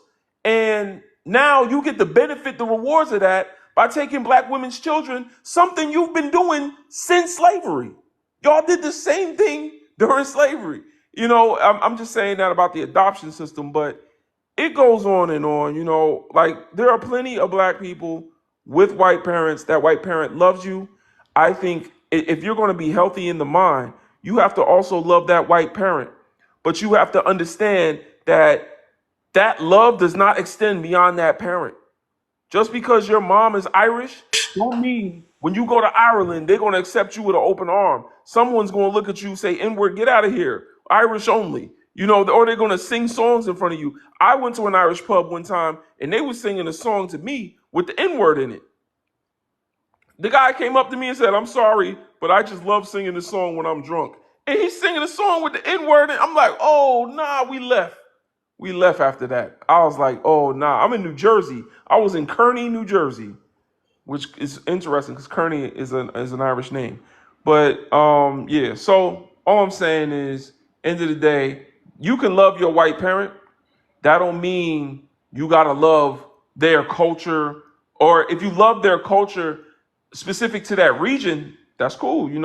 There's plenty of Afro Germans. You know what I'm saying? There's plenty of African and Black people in these places, and you can love that culture, but that's not what white culture is. When we talk about race, white culture is something that was invented to maintain control and dominance over all non-white people.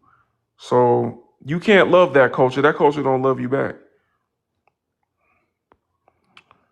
But okay. And I don't. Do I think you can be pro-black and not and marry non-black people? No, because that's a complete contradiction. Yeah, absolutely. Well, thank you for that honest answer. That's a complete contradiction. You can't say you prioritize your people and then you turn a blind eye to what's going on in our communities. The Black woman is the least married demographic in America, and we got 25% of Black men that have gotten married in the past 5 years, getting with a foster female. Black women need husbands, Now y'all. more black women are starting to marry outside of their race too. Yeah, not really, but it's now more than ever, but not nearly at the rate Black men are. And Black women have also been being found, unalived in some of these situations. So our brothers ended up in jail. I You feel like know, that's because majority of black women still prefer to only date black men, and a lot of them say this out loud. A lot of black uh, women, a lot of black well, women are it's only it's it's not attracted to just black that. men. It's not just that. The reason that Black women um, marry mostly within the race is not just because of some blind allegiance towards Black men. It also has to do with the fact that white men prefer, if they're going to date outside their race, they prefer Asian women. Asian people, when they date outside their race, they prefer white people. Indigenous, whatever, South American, they prefer white people. Like, there's a lot of anti-blackness in society, specifically when it comes to choosing a spouse, and the Black woman bears the brunt of that because they look at the woman, and she's a Black woman, and a lot of those men outside of our community don't want her. And a lot of the times, the only time they do want her is some sort of fetish. And the same thing with Black men. A lot of the times, the only time they want a Black man is when he's a high earner. The bottom of our community is Future. And some of these entertainers and rappers and basketball players, like, this is the bottom of the barrel to me. I know a lot of y'all look up to them as the greats and the people at the top, but anyone that is being rewarded in a system that oppresses their people is cooperating. You know what I'm saying? You ever see 48 Hours, and in the interrogation room, the person is snitching. You could tell because he got a can of a Hawaiian Punch and some KFC sitting in front of him. And, like, that's a person that's cooperating with the oppressor. So these are the men that signal to the white man that he is willing to assimilate himself by marrying into his oppressor's racial class, and reacclimating his wealth back into the hands of the oppressor, instead of building a strong economic foundation in a Black family structure. So, that's another thing. And a cigarette. Dante. They be sitting there chiefing with the police, chiefing with the chief of police, with Detective Bronson. They sitting there chiefing. They cooperating. You look like you having a good time in oppression. How are you having a good time how are you thriving in a system built for you to fail?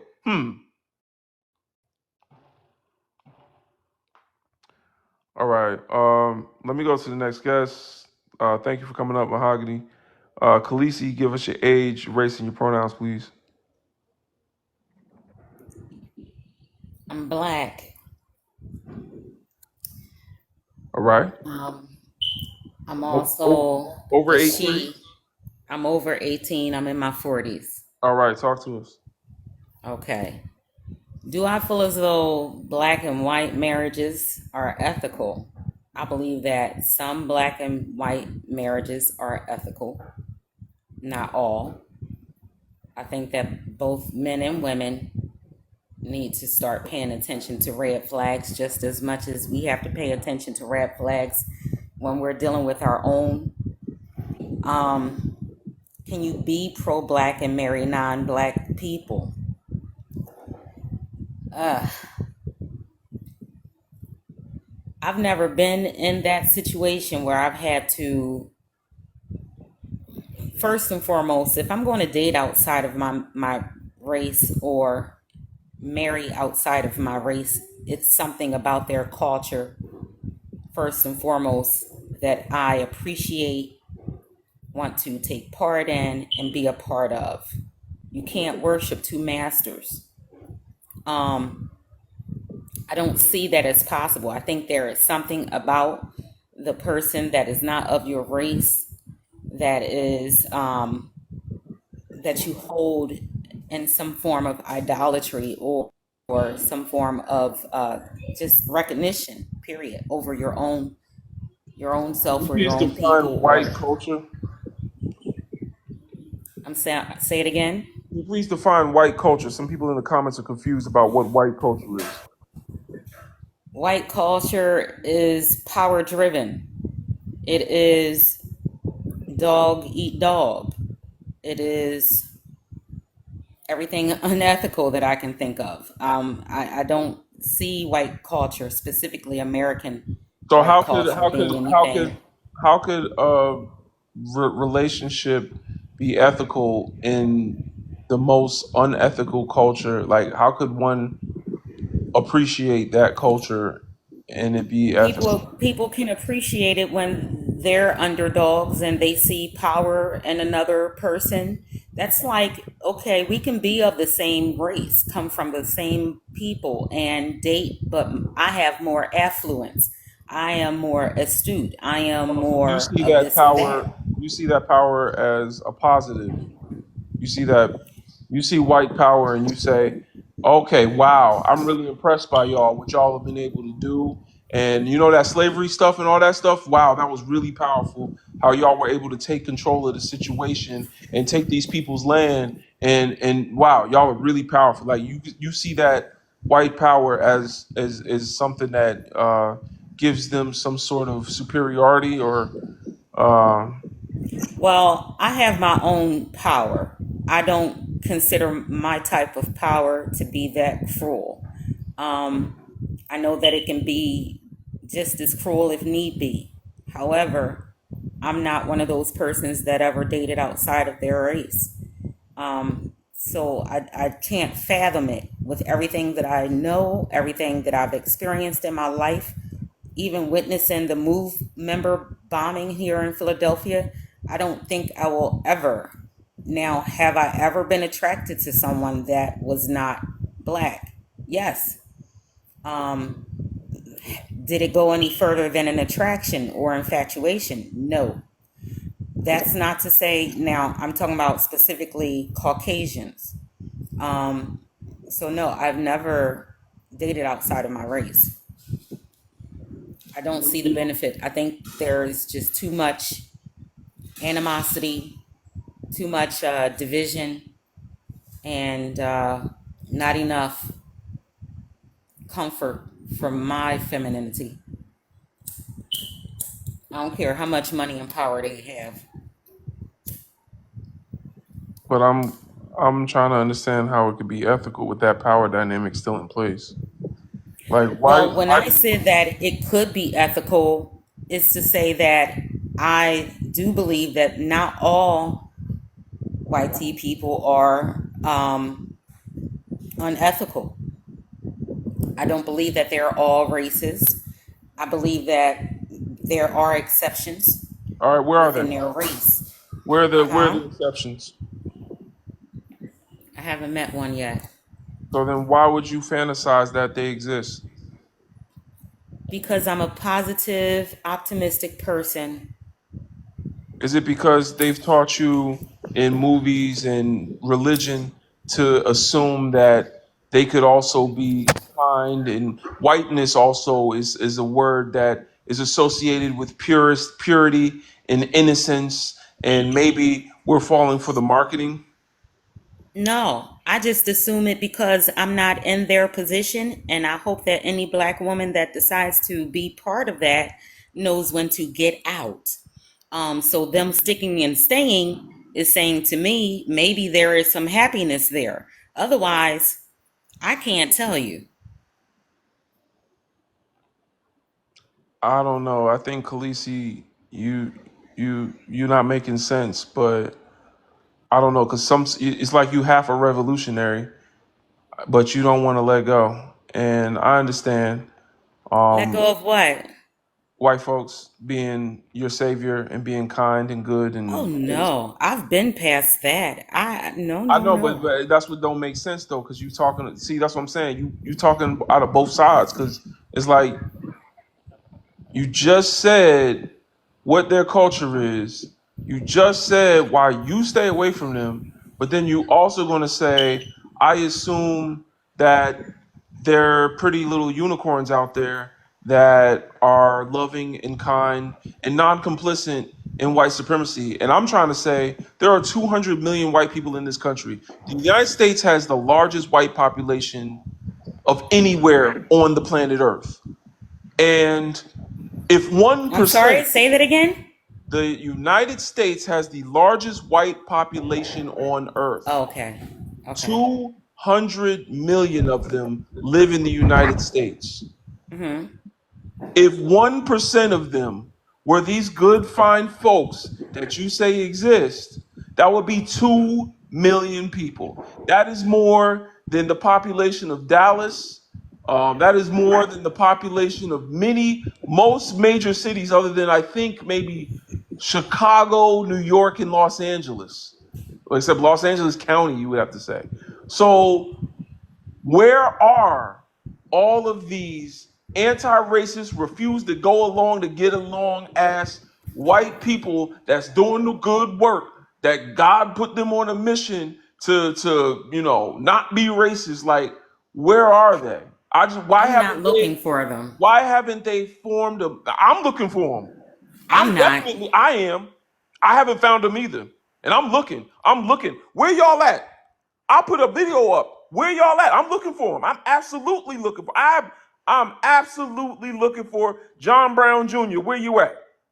Where you at? We've been waiting because there's supposed to be 2 million of y'all. 1% is 2 million. So I want to know where the hell they been at, because there's been a lot of racism going on. There's been a lot of racism going on in their own towns. Don't tell me you an anti-racist and you live next door to someone that got a Trump flag on their front lawn because you an anti-racist. You supposed to be correcting that person or making a change in your community to get those type of people the hell away from you. You supposed to be disgusted by that. So don't tell me that you supposed to be in town hall meetings. Y'all supposed to have formed a movement bigger than Black Lives Matter, much bigger than Black Lives Matter. Y'all supposed to be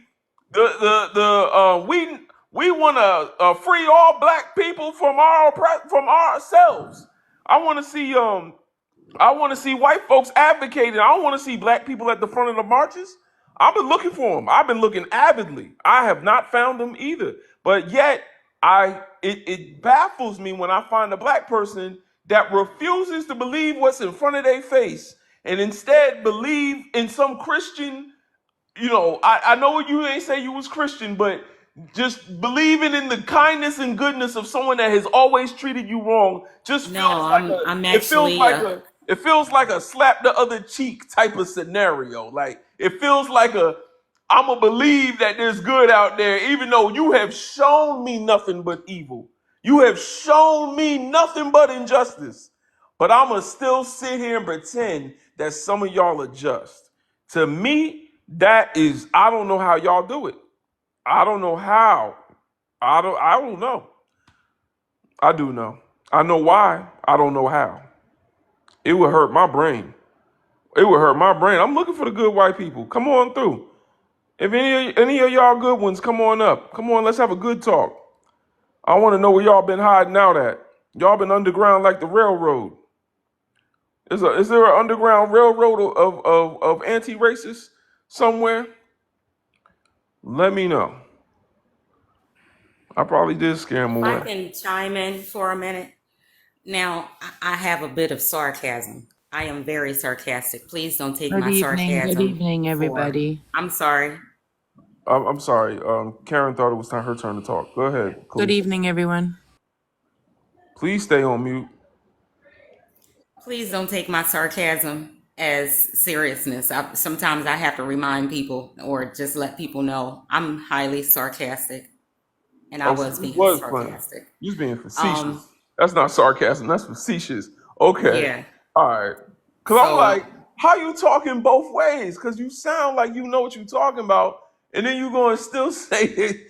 I don't know where these good people exist. I'm telling you, I've been looking. I'm I ain't not fine. looking for them because I'm not interested. I'm not I'm interested more. either. I'm not interested either. I'm primarily focused on building with my people. I'm primarily focused on building with my people. But if we're going to talk about a system that is inherently hostile towards black people, then I'm definitely eyes peeled. Where y'all at? Because y'all keep saying y'all not racist. Y'all keep saying, so show me where. Because until I see where, I'm gonna continue to treat y'all the way that y'all have shown me you are. Because the nature of the beast needs to be observed. And so if the nature of the beast has changed, I need to know that. I need to be informed on what's going on in the white community. That don't mean I'm in the white community trying to change them.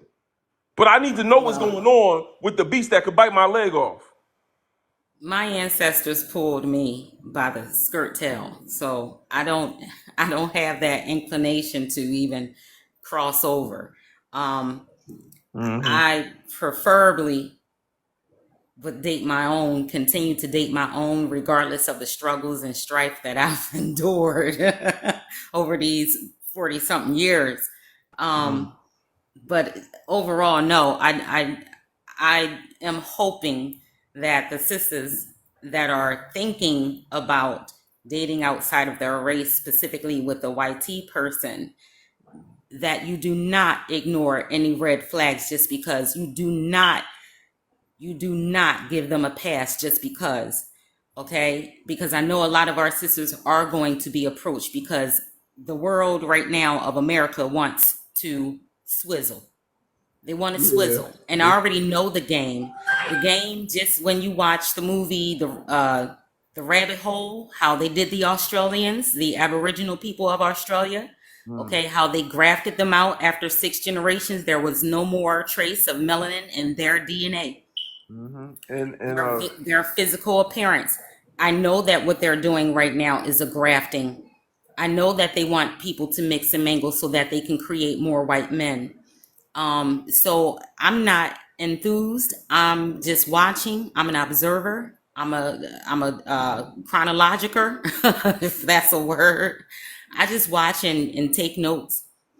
I pay attention. If there is anyone close to me that has an interracial relationship going on with the white tea person, I will pay attention closely. But me per se, I'm not interested. And as far as finding those good people, I'm not looking for them because I've been safe where I am right now. I don't have to worry about, somebody chopping my head off just because I went on a date with them and they appeared to be into me and things like that. I don't want to come up missing. Okay. mm-hmm. Mm-hmm. Yeah, I see what you mean. All right. Well, thank you for that. Appreciate you. Let me let the next guest get a chance. Life is a beach. What's good, sister?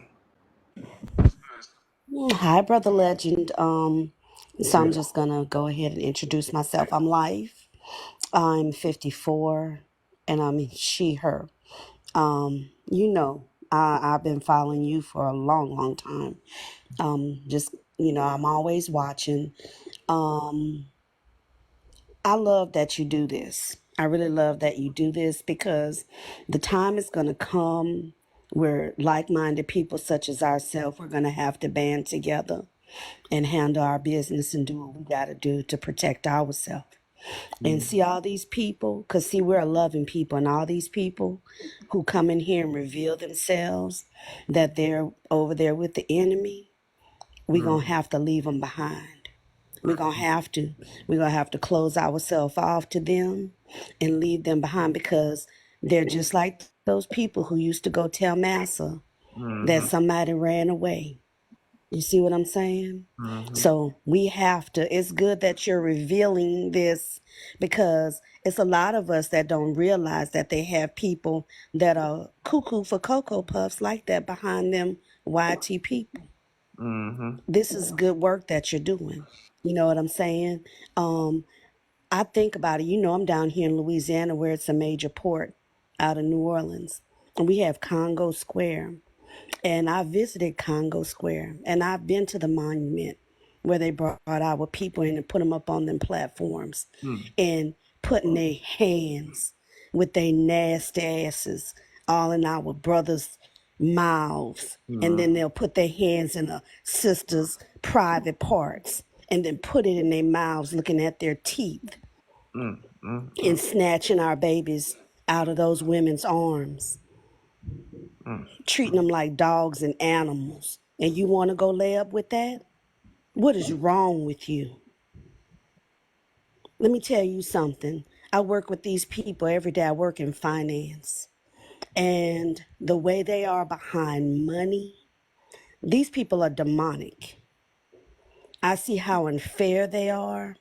I deal with people's $1 million accounts. I don't care about money like that, but that's my job. That's my vocation.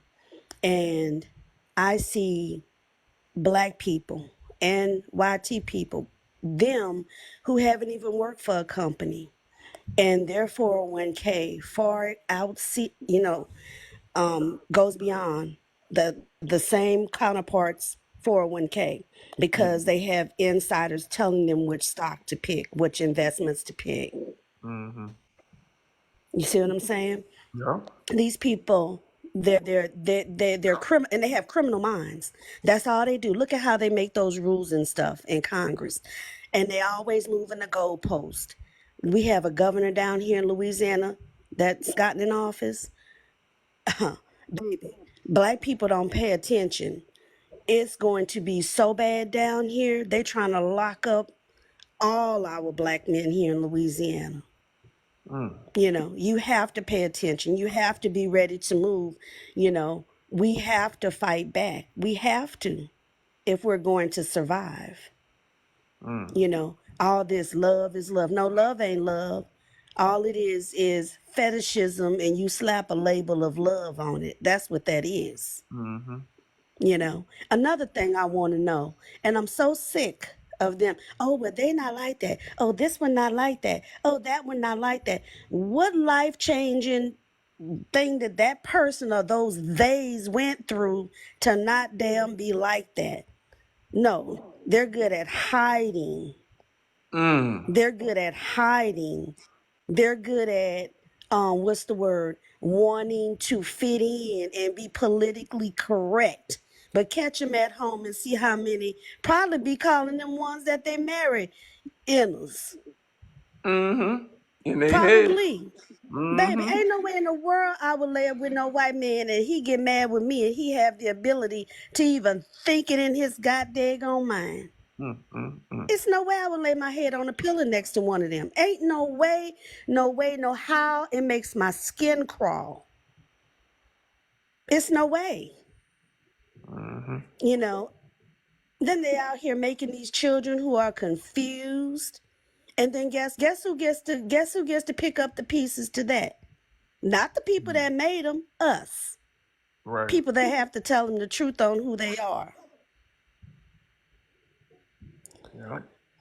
But Brother Legend, I tell you what, it's work, but You doing the work, Brother Timothy doing the work, Brother Cron doing the work, Mm-hmm. and others. I just need people to pay attention and listen. And Absolutely. see that orange man, if he gets, see if that orange man, oh, let me say this here, see if that orange man get back in office, which it Mm-hmm. looks like it's going in that direction, Oh yeah, it's gonna unfortunately. happen. Yeah. Oh, baby. Let me, no, no, this is when all those, oh, they not like that. Oh, baby, they gonna show their ass. They gonna show their whole entire ass. Them ones that you work with, oh baby, they gonna do it right in your face. Go talk, they gonna be more aggressive. Gonna talk. Becky, she gonna be doing all kind of shit at work because he's trying to do that 2025. And he's lifting it to say that they can talk to you crazy. That is not discrimination. You might lose your whole goddamn job Mm.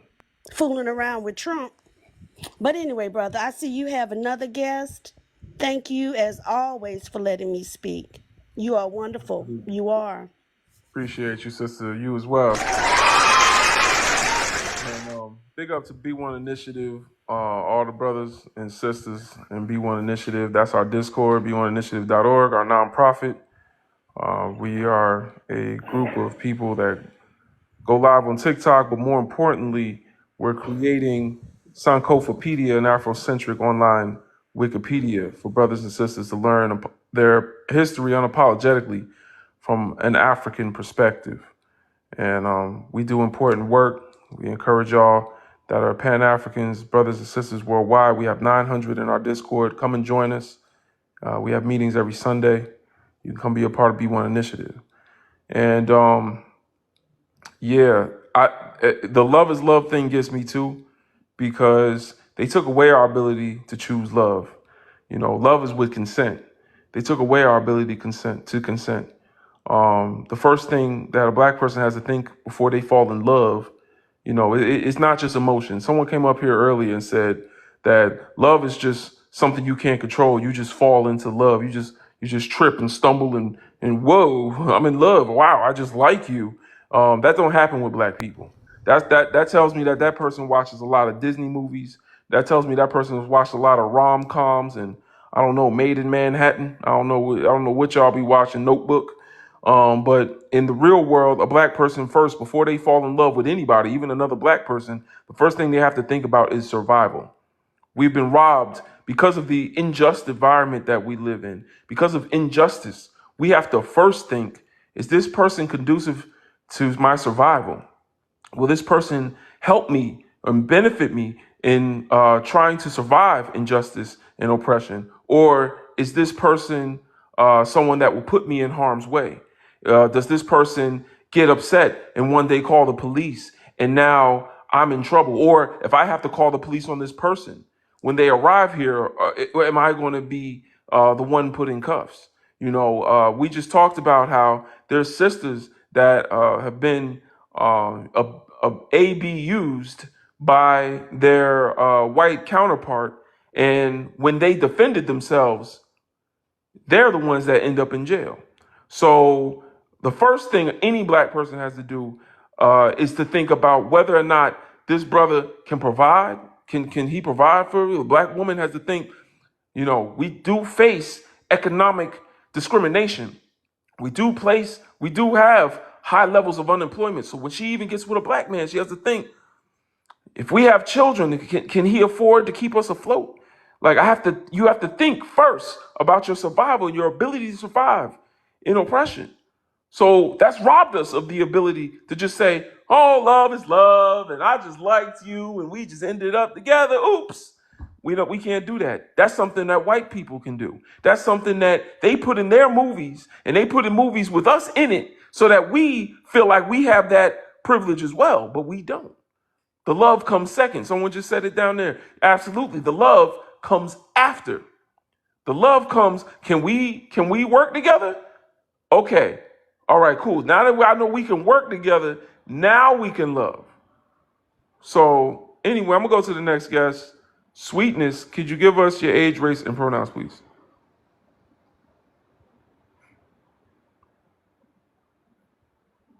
Sorry, my bad. I was muted. Sorry. I'm 41. I'm white. And your pronouns? Live in Canada. Your pronouns. She, her. Oh, sorry. I'm a girl. Straight female. Yeah, but that's not a pronoun. She, her. Is that what you prefer? Miss, she. Just leave it, Jaja. Let mommy do it. Okay, go slow. Yeah. All right. Sorry. Talk to us. Yeah, I'm just listening to you guys and I'm thinking like I agree with a lot of things that like black people go through. I agree with it. I don't think it's right, but there's a lot of white people here that are I can't speak for everybody. I can speak for myself, but I grew around black people. That's all I know. I grew up from 10 years old around black people. That's all I know. Why are you telling me So, this? because it's just like I just even the person in the comments is like, "Well, do you have braids?" Well, obviously, do you not see braids? You see braids, right? Why are So, why are you you going to why are you ask? talking to the comments? I just asked you a question. Why are you telling me that you grew up around black people? Should I tell you that my toilet is white? No, no, no, but I'm just saying like I grew up a lot around like West Indian people, like a lot of West Indians because in Canada we don't have a lot of American Why are like you telling Caribbean me people. this? Do you know what why means? Why are you telling me this? Don't tell me more of it. Tell me why. Why what? Why do you feel it's important to tell me that you have proximity to black people? What are you telling me this for? Why I'm telling you? Because I'm just saying not all white people's bad. That's what I'm trying to say. And not all white people's racist because I'm far from racist. I don't believe you. I'm I, far, I far don't I don't from believe you. racist. I don't believe you because Even when I'm outside and you just even randomly out the blue told me that you have black friends and you still have not my answered kids are all why. mixed. All my kids are half Jamaican. Like, what are you saying? What are you saying though? Because I'm far from racist. You cannot stop tokenizing black people. This is What? wild. You literally don't. You can't even stop. Why are you telling me this? You know what? You can't bother. You can't bother. Because, this is why I don't talk to nobody. Because it don't make sense. Now I Americans are don't just make sense. different people. Now Different. she's They're the victim. different. Now she's the No, no. victim. Bye. Becky be gone. Let's go to the next guest. Um, Director JMD, give us your age, race, and pronouns, please.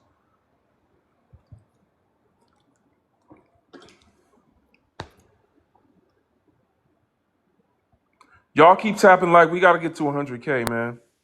We got to get to 100K. And there's a lot of people in here. So let's get to 100K. I know we can do it. Keep tapping like. I'll turn the comments back on when we get to 80K. 80K likes. We need to get up here. See that we're at 68.5. Keep tapping like. I got to see that number go up. When we get to 80K, I will turn the comments back on. In the meantime, Director JMD, give us your age, race, and your pronouns, please.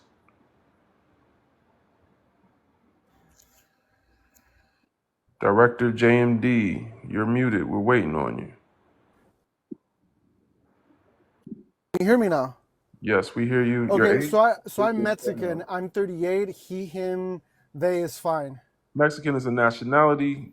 What Exactly. Yes, yes, and that's type of that's what I was Mexican saying about are when I was you? muted.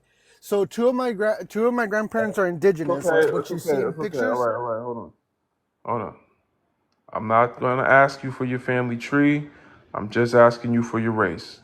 You are either white, you are indigenous to Mexico, you're African or black, or you are an Asian person from somewhere in Asia. Please give me your race. Or you're a Pacific Islander. That's the fifth option. Please give me your race. Oh, indigenous. All right. Talk to us. Um, there's power in black on black love. There's power in, kings, black kings marrying, black queens in this fucking world of adversary, right? And where, all these systems oppress these communities. It's very revolutionary to love, and I think that we need those images, those psychological images of black on black love, because those have impact on the generations that exist now and the future ones. So I am in the favor of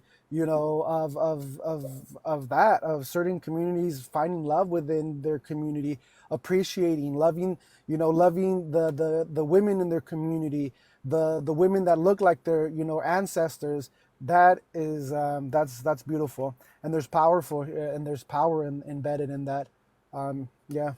Okay, so do you believe interracial marriages between black and white people are ethical? um no, I don't think it's ethical. Why And not? I have to be very, what's the word, intentional about what one says. Is that marriage is political. Marriage is not just love. When you marry someone, you marry their community, you marry their customs, you marry their culture. So when you marry into these communities of in where power differentiates, it's uncomfortable, it's unbalanced, and it can take a toll on you, right? So having to deal with that is like, how is that even ethical to continue to pursue, and to pursue these experiences that are just very terrible? Mm. So it's good to it's I don't know, that's my take on it. So you would say that the power imbalance between black and white people make it unethical? No, I was well, I would say that the power imbalance is very uncomfortable, and what makes it unethical is that black women are less likely to find a mate. Um, so it's very important to supply black women, with amazing bachelors. So when you turn around, right, and marry someone without outside the community, you are affecting the disparity in your own community. That is unethical. To leave high and dry your own community for your own personal gains, while So, at the so same you blame. time the whole So you community, blame. like the community in general, because we work in systems, is just being left high and dry. Women, unmarried women, and that's very, very terrible statistics. Black women deserve amazing bachelors, and there's a lot of eligible bachelors out there, and it's something beautiful to find compatibility within your own community. So a lot of y'all black women in the comments are fawning over what this man just said, but I'm going to push back a little bit here. So you're saying that the problem with interracial marriage is not the power imbalance between black people and white people, but instead you blame black men somehow for interracial marriage. Like um instead of focusing on the people that legalized interracial marriage, the people that opted for to make interracial marriage something for the black community and decided for us that we would have interracial marriage. You're saying that it's instead black men's fault for not marrying black women. No, no, no, Mhm. no. Maybe I did. Maybe I alluded to that, but you cannot blame African American men when they have so much stress coming from the power system, the white T power system. We can't blame them. Many of them want to escape what has been in play, placed on top of them. You had asked me, do I find the power imbalance unethical? Um, I find it unfair. Maybe it is Do you unethical, but believe that it's unethical for an adult to be in a relationship with a child? that's unethical, Why is that unethical? because a child is a child, and a child should not be in a relationship with an adult. But what makes it unethical? What makes it unethical? The child is not developed. And what does it mean when someone that is developed is with an undeveloped person? What is that Uh, between the developed mind and the undeveloped mind that makes a relationship unethical? then it would be the what's the word? It is the vulturing. The ability to take advantage of someone Yes, yes, yes, sir. denotes Yes, denotes that there is a power imbalance. No? yes, yes, yes, yes. Okay, so if the president of the United States wants to be in a relationship with someone that works in his president of the United States wants to be in a relationship with an intern in the Oval Office, would you say that that is unethical? Yes, and it's unethical because there's a power imbalance. Okay, so how is the power imbalance between black and white people only uncomfortable and not unethical? Um, you know what? I agree with you. Yes, it's I agree with. Okay, he had to drive through. Can y'all come up here if y'all got nothing else going on? You know what I'm saying? I know y'all, busy in your lives. Well, why come on the panel if you know what I'm saying? You were in and out. All right. Thank you for letting me come up. Can I just say something real quick? Thank you for letting me come up, host. First It's of all, not that kind of live. We don't hold on. We got a long list of people. I'm gonna get to you in a moment. You got if you got to drop, just go ahead. But I got one person in front of you. Timothy is my co-host. So Timothy, I'm gonna skip over you to get to the new folks. Ivory, could you give us your age, race, and pronouns, please? I'm 22. I'm black and white, and my pronouns are she, her, hers. You can't be black and white. You can be black and non-white. My mother is white and my dad is black. I did not ask for your family tree. I'm just trying to determine how I cannot be black and white. Because whiteness means that you're all right. If you're black, are you a person of color? Yes. Okay, so what do you call white people? Do white people have color? No. Okay, so are you a person of color? It would depend on who you ask.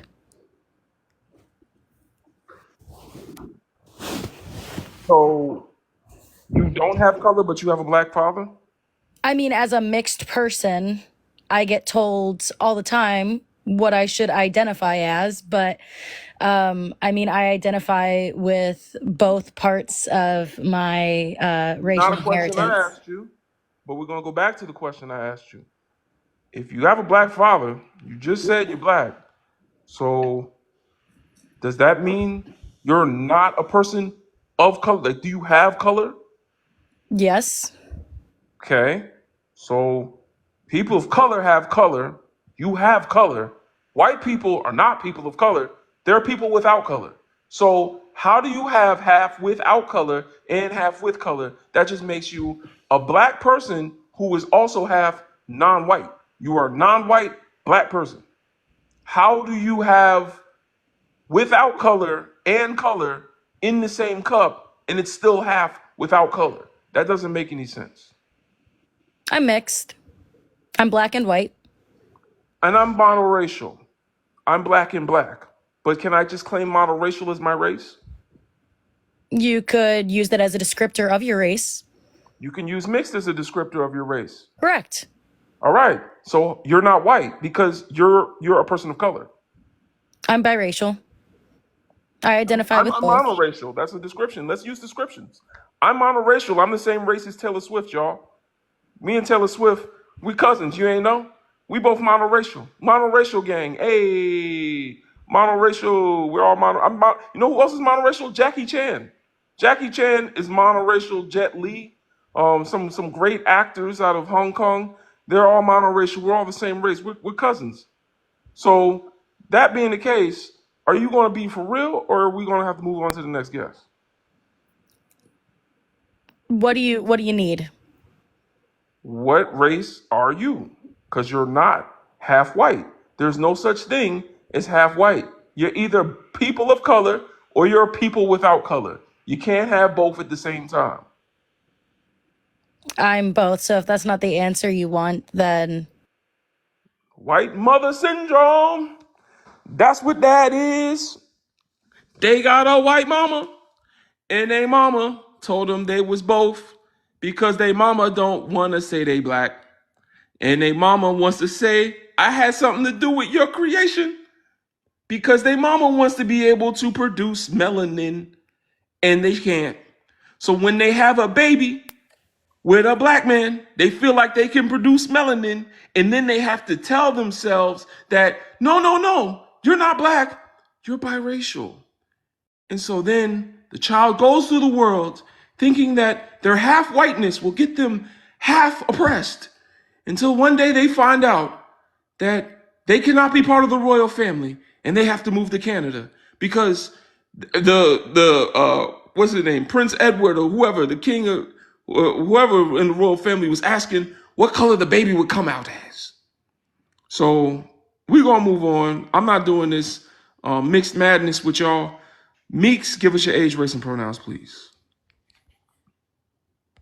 That was wild. Can I just say that real quick off top? Thank you very much.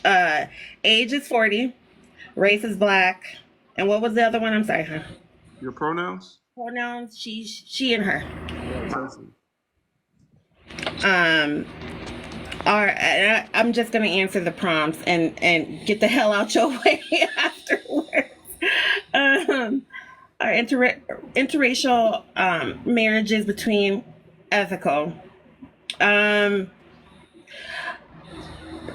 I feel in certain situations, but not necessarily. Absolutely not. Majority of the time, it's done obviously for love and feelings. We know that. I mean, Love and feelings make things that are unethical ethical? no. I didn't mean it like that. Like, I don't see it like I guess I was going off of what the other dude was trying to say about it being ethical and trying to like be a political thing. It's not. Okay. Oh, you can give your shout out. Go ahead, honey. I see your gifts. Go and get. You can give your shout out. I don't do that. Go ahead. Can you be pro and marry non-pro? I think we skipped over the first question a little too fast. Oh, I'm I'm not sorry. understanding when is it ethical? I didn't say. I didn't say that. I was speaking on what the guy had. I guess I was speaking on what he was. And you let him go. But I was thinking when he said ethical, he was talking about like a political move, ethical wise, right? I don't see it. I think it is ethical. I'm like it's not an issue. Like ethically speaking, don't you marry people regardless of the race if that's what you are attracted and love and you can get solid foundation with? A P3DO file can be attracted and love a child, and that relationship is still unethical. That's not. So, But that's so not what the question is. I'm answering your prompt. please don't interrupt me when I'm using a metaphor that triggering. Like let me get my words out if I'm using something like that, please. So if we're going to talk about whether or not something is unethical, we need to talk about what makes relationships unethical. One thing that makes relationships unethical is the power imbalance. The fact that one person can take advantage of another person in a disadvantaged situation. In society, black people are disadvantaged. The people that are the most advantaged, the people that actually benefit from black people's disadvantagement is white people. That being the case, it would still be a power imbalance, a big power imbalance in that relationship. The same way it would be a power imbalance with an adult in a relationship with a child that can take advantage of that disadvantaged child. Because Okay, with that being said, can I ask the question then? How is the advantage being taken against when two consenting adults? I get where you're coming from with the minor okay, and an so adult. I here's understand that 100%. But if where is the if advantage being taken so of? and So if the disadvantaged person is disadvantaged, they don't have the ability to consent. If so a I get prison guard, if a prison guard is in a relationship, or a prison warden is in a relationship with one of his prisoners, the prisoner is in a disadvantaged situation. If that were ever found out, then that person would be swiftly removed from being the prison warden and brought before a court to be tried. So the I reason get that it's that. unethical is because there's a power imbalance in that relationship where even if the disadvantaged person says they give consent, they are still disadvantaged. Okay. Okay. I see that, but the comparison, I can't. You're comparing minor and adult, a job versus what you should Okay, not do at a job. So basically at this point in time, okay, can you understand what he is saying She about left. She ran disadvantage? away. If you have a black husband, you can pick up the phone and call a popo and cry, and the police will come and lock him up, unalive him, do whatever. You have that power. Your privilege affords you that power. What does he have? She ran. She said, You know, "Nope." go on, get Remember, on that eggplant and shut she up. said, "Yeah, right." Go ahead and get your white man, sis. Ain't nobody mad at you. That's what she wanted. Was that a sister or a That was YT a girl? sister, believe it or not. Yeah, Are you serious? yeah. Talking that crazy. Refusing to Well, here see the we point go. doesn't make the point go away. Refusing Mm-hmm. to No, see the bed point does not wenches, make the point go that's away. what they do. So that's okay. Let it go. And nobody cares really. Go ahead and get you your white man, please. Like I said, we trying to clean the gene pool. So please go get your man, whoever, your king, your Caucasian king, and leave us alone. And what we're saying that you can't deny, because you with a white man, he the one running all of it. So what power, sis, do you think you got? How many of us have been great unalived or whatever by YT men and didn't have a leg to stand on? So you are powerless in that situation as well. You know, Mm-hmm. give me a damn break. You when you call a popo crying, Mm. it ain't gonna get them to come to the house where the white, and all he's got to do, officer, I'm really not aware of what she's speaking about. And you think the popo Wait. gonna do Can you something not to do the? him? Can you Come not do on the now. same thing? Mm-hmm. What? I don't know. No, somebody interrupting without being introduced first. But go ahead, smart sister. Oh, I'm sorry, go ahead. No. You continue what you were saying, and only when you are done is when we will move on. Well, I'm done. I just wanted to say to that sister, or whoever, to that melanated woman, because she ain't a sister if she sitting up here talking crazy. You know what I mean? Where is your word? What does your word mean? We as black women have been unalived and raped forever, and our word means nothing, even if it's another brother doing it to us. Come on now. Okay, I'm done. We'll appreciate you, smart sister. I'm gonna go to the next guest. Africa Debunks. What's going on, brother? How you doing, my brother? Peace, peace. Do you know what? Some of our biracial brothers and sisters, they make me laugh. They make me laugh. And you know, it's funny, like, but then sometimes I feel bad for laughing because sometimes I think somebody really brainwashed you, man. Somebody like, and it's your fault obviously because you're an adult, but like it's not your fault in many ways because you've had years and years of indoctrination by often this confused white parent who doesn't understand who the white parent actually understands how the world works and still lied to you. Like Mm-hmm. when you say like, because exactly what you said, Brother Legend. It was like, okay, if you're how can you be both black and white? And the biracial person, you fundamentally understand you can't be white. Like, is that when in your life have they ever called you a white person? When in your life have you ever been treated as a white person? Not never in your life. It's like, where they do that? Where in America are biracial people treated as white? That doesn't exist. And like, okay, like jump on a plane, go to the homeland of white people, see how they treat biracial people. I'm just like, but then this is why when people say like racism is just like interpersonal discrimination. No, it's a system, and it's a system with rules. And part of the rules is you can't inherit whiteness if you have a black daddy or a black mommy. You can't. That's not how it works. And unfortunately, yeah, that's what happens when people create like discriminatory, inhumane systems to oppress black people. That those systems oppress black people, even no matter who you marry, no matter who you procreate with. Like your biracial child cannot inherit whiteness, and the white mom knew that. The white mom knew that. The society knows that. I know that. Brother Legend knows that. Any white country you go to knows that. It's just that you don't know that as a biracial person because somebody, like your parents, decided to lie to you and to brainwash you. But I'm just like, where can you go? Like, you can't go to them in America, and for sure they don't treat mixed race people like white people. They don't do it in the UK. They don't do it in France. They don't do it in Portugal. They don't do it in Spain. They certainly don't do it in Italy. Like, you got to ask yourself, like, show me a country where there's a biracial population that have just been absorbed into the white population, where like the white people just treat them as another group of white people. They don't exist. There's like people have been talking about Tyler and colored people for years. This is like these are multi-generationally mixed people who have white predecessors. Why didn't the apartheid regime say, hey, you guys are mixed? Come on, we share blood. Why? Come on, get some privilege here. Why didn't they do that? It's just like, at what point? Like, there's so many biracial populations. Like, there's biracial people all over Brazil. Why don't the white people who run Brazil? Why didn't they treat them like white Brazilians?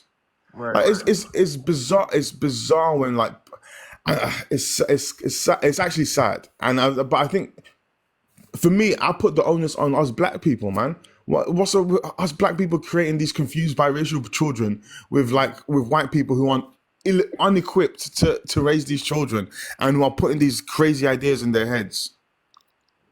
I mean, I wouldn't be so like, yes, definitely there absolutely is a lot of our African family that does need to take accountability for that nonsense. But I mean, this is what happens when you are forced to reside inside of a racist, white supremacist, anti-black society. Like the default of everything that you learn is going to be anti-black. The default of everything that you interact with is going to be anti-black. So is it really your fault if your entire life you've been told that you aren't human? Your entire life you've been told that the only way in which you can achieve success is to gain access to some YT person, and that nobody ever teaches you at all about your own people, about your own history, about your own culture, and about how unimaginably intelligent black people are, how unimaginably vast the history of Africa is, how unimaginably like associated with greatness your bloodline is. Like, if nobody ever teaches you that, and if you have systems and constructs that have specifically been designed to prevent you from gaining access to that knowledge, then it's like you can only put the blame but so much. But now definitely where the blame goes is if you know all that, you learn all that, and then your ass still decides to dibble and dabble in the Neanderthal 2% genetic pool. Like that's when that's 100% your fault. Tim, you know what?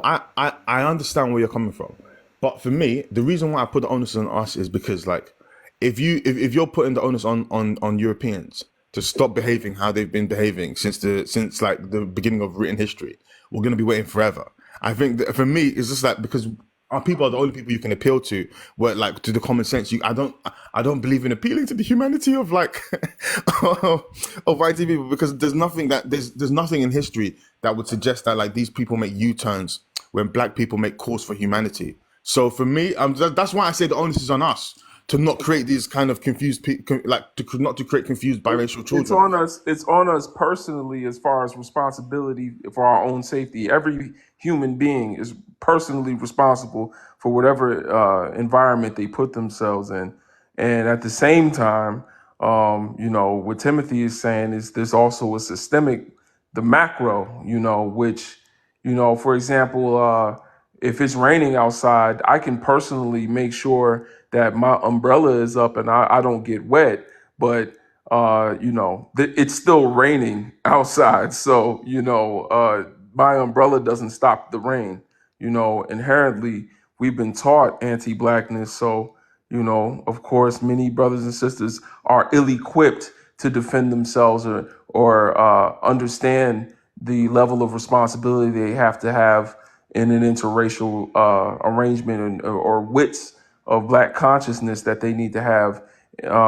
So that's how they're going to. And it's kind of like if someone kept you in a room and told you that the door was locked, and you stayed in that room until you almost, died of starvation, just to find out that the door was never locked in the first place, and you could have walked out at any time. It's like, personally, it's your fault that you were in that room. You could have walked out at any time, but at the same time, you were not equipped with the right amount of knowledge to know that the door was unlocked. You know, this is something that I forgot the name of that paradox, where that situation I just gave. There's a scientist that did Is that something. learned helplessness? Learned helplessness, right? Yeah, right. Correct. Yeah, The other thing is the thing with the elephant. You always wonder why elephant in a circus don't pull the whole tent down. Well, what happens when they're a baby? They put a big old chain on them, and no matter what the baby does to try to pull away, it can't because of the big chain. Well, what happens? That's a learned helplessness. So that's why you can take a little bitty rope and put it around the leg of a great big old elephant, and he don't pull the tent down. He don't do nothing because he learned as a child, I can't get away. I can't do anything. So therefore, when it grows up, it doesn't even try because it knows whatever this thing around my ankle is, I can't get away. So, and I forgot the psychologist, but that's what it's called, learned helplessness. right. Hmm. Let me go to the next guest real quick. Sunshine, give us your age, your race, and your pronouns, please. Hello, I'm 32. I'm black. She, her. Um, I would like to say that no, it is not ethical because to be ethical, the morale, it has to have some truthfulness, some fairness, and some honesty. And I think in this day and age, the paradigms those things cannot exist within the paradigms between black and white people. So, no. I do believe to each his own, but it's not ethical. So do you. Um, the next question, can you be pro-black? Ooh, no, I do not believe so. I like to believe that there's a such thing as pro-blackness or try to do what's best for the black community and move a certain way, but I think that if you have not even done the self-work to notice that there is some level of self-hatred or programming happening when you choose certain partners who will parent your children, your black children, that hugely matters. I think also I wanted to comment on the biracial thing.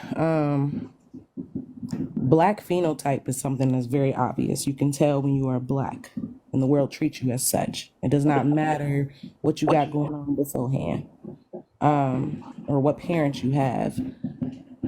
But again, like we were talking, well, you guys were talking about before. I'm just in the comments, but like we were talking about before, having a white parent can lead to even worse self-hatred and programming where you're not even noticing that that's happening.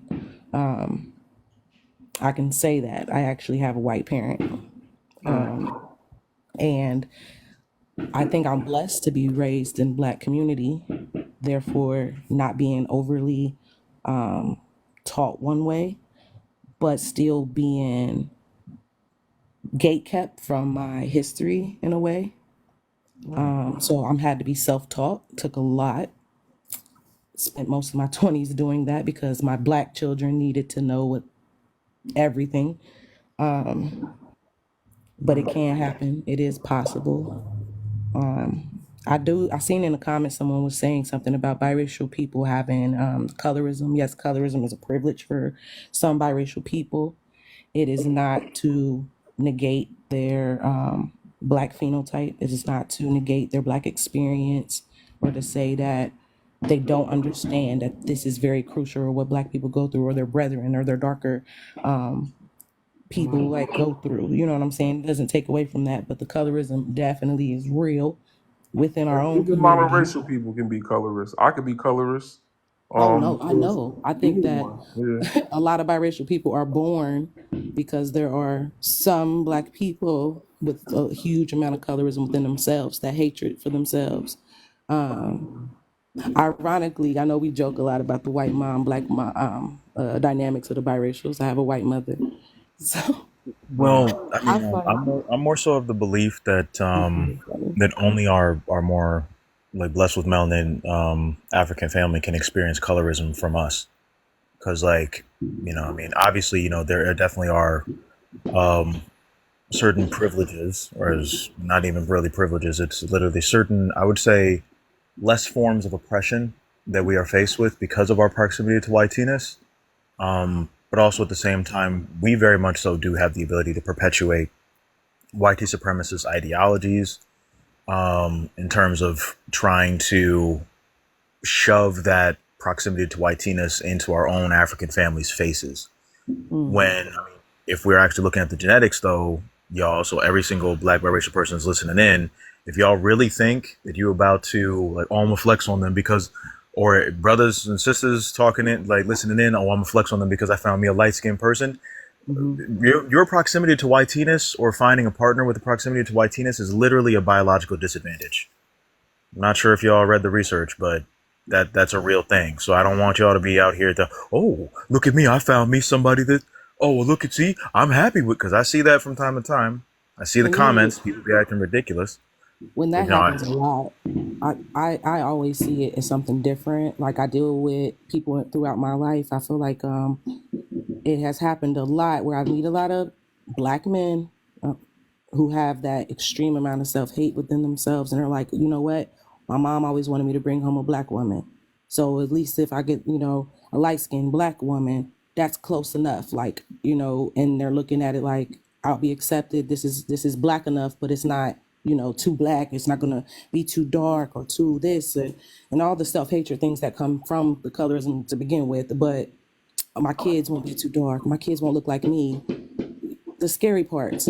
But I don't think they realize that is I don't think they realize that that's happening to them. There's no way you realize that that's happening to you, and you go out and you have these children and you allow them to also feel those things, and then you look at your beautiful babies, no matter their complexions, but you pick on the lighter ones and you're like, yeah, look how beautiful your skin is, and you kind of like separate them, pin them against each other. That happened with like cousins and stuff like that. I feel like the colorism from the light skin lighter skinned black people tends to be shoved down their throat too when they were younger. Like you're better. You're immediately told you're better, you're this, you're that. And if you're not even peeping what's happening to your darker siblings or your darker cousins or anything like that, then you're gonna miss the whole point.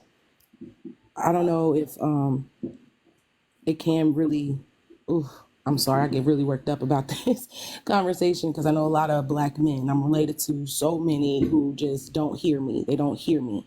And they choose white women. They don't even choose black women. They don't even choose biracial women. They choose like no lighter, nothing. They choose white, straight, just white women. White women who have no knowledge of black history, who have no even inkling that they want to learn.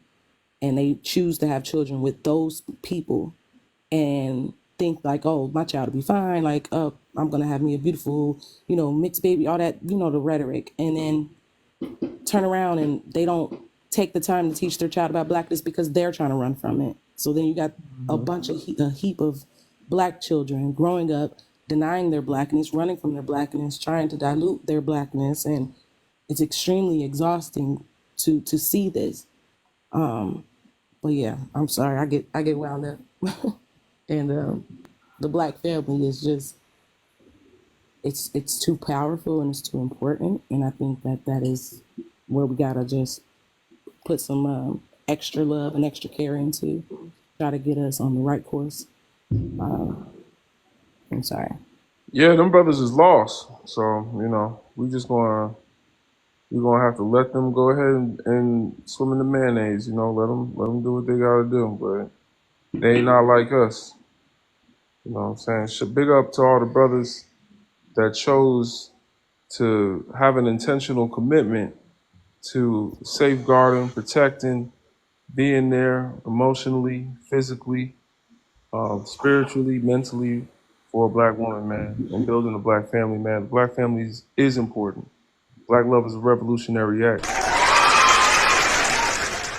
Y'all, I gotta go. I got work in the morning.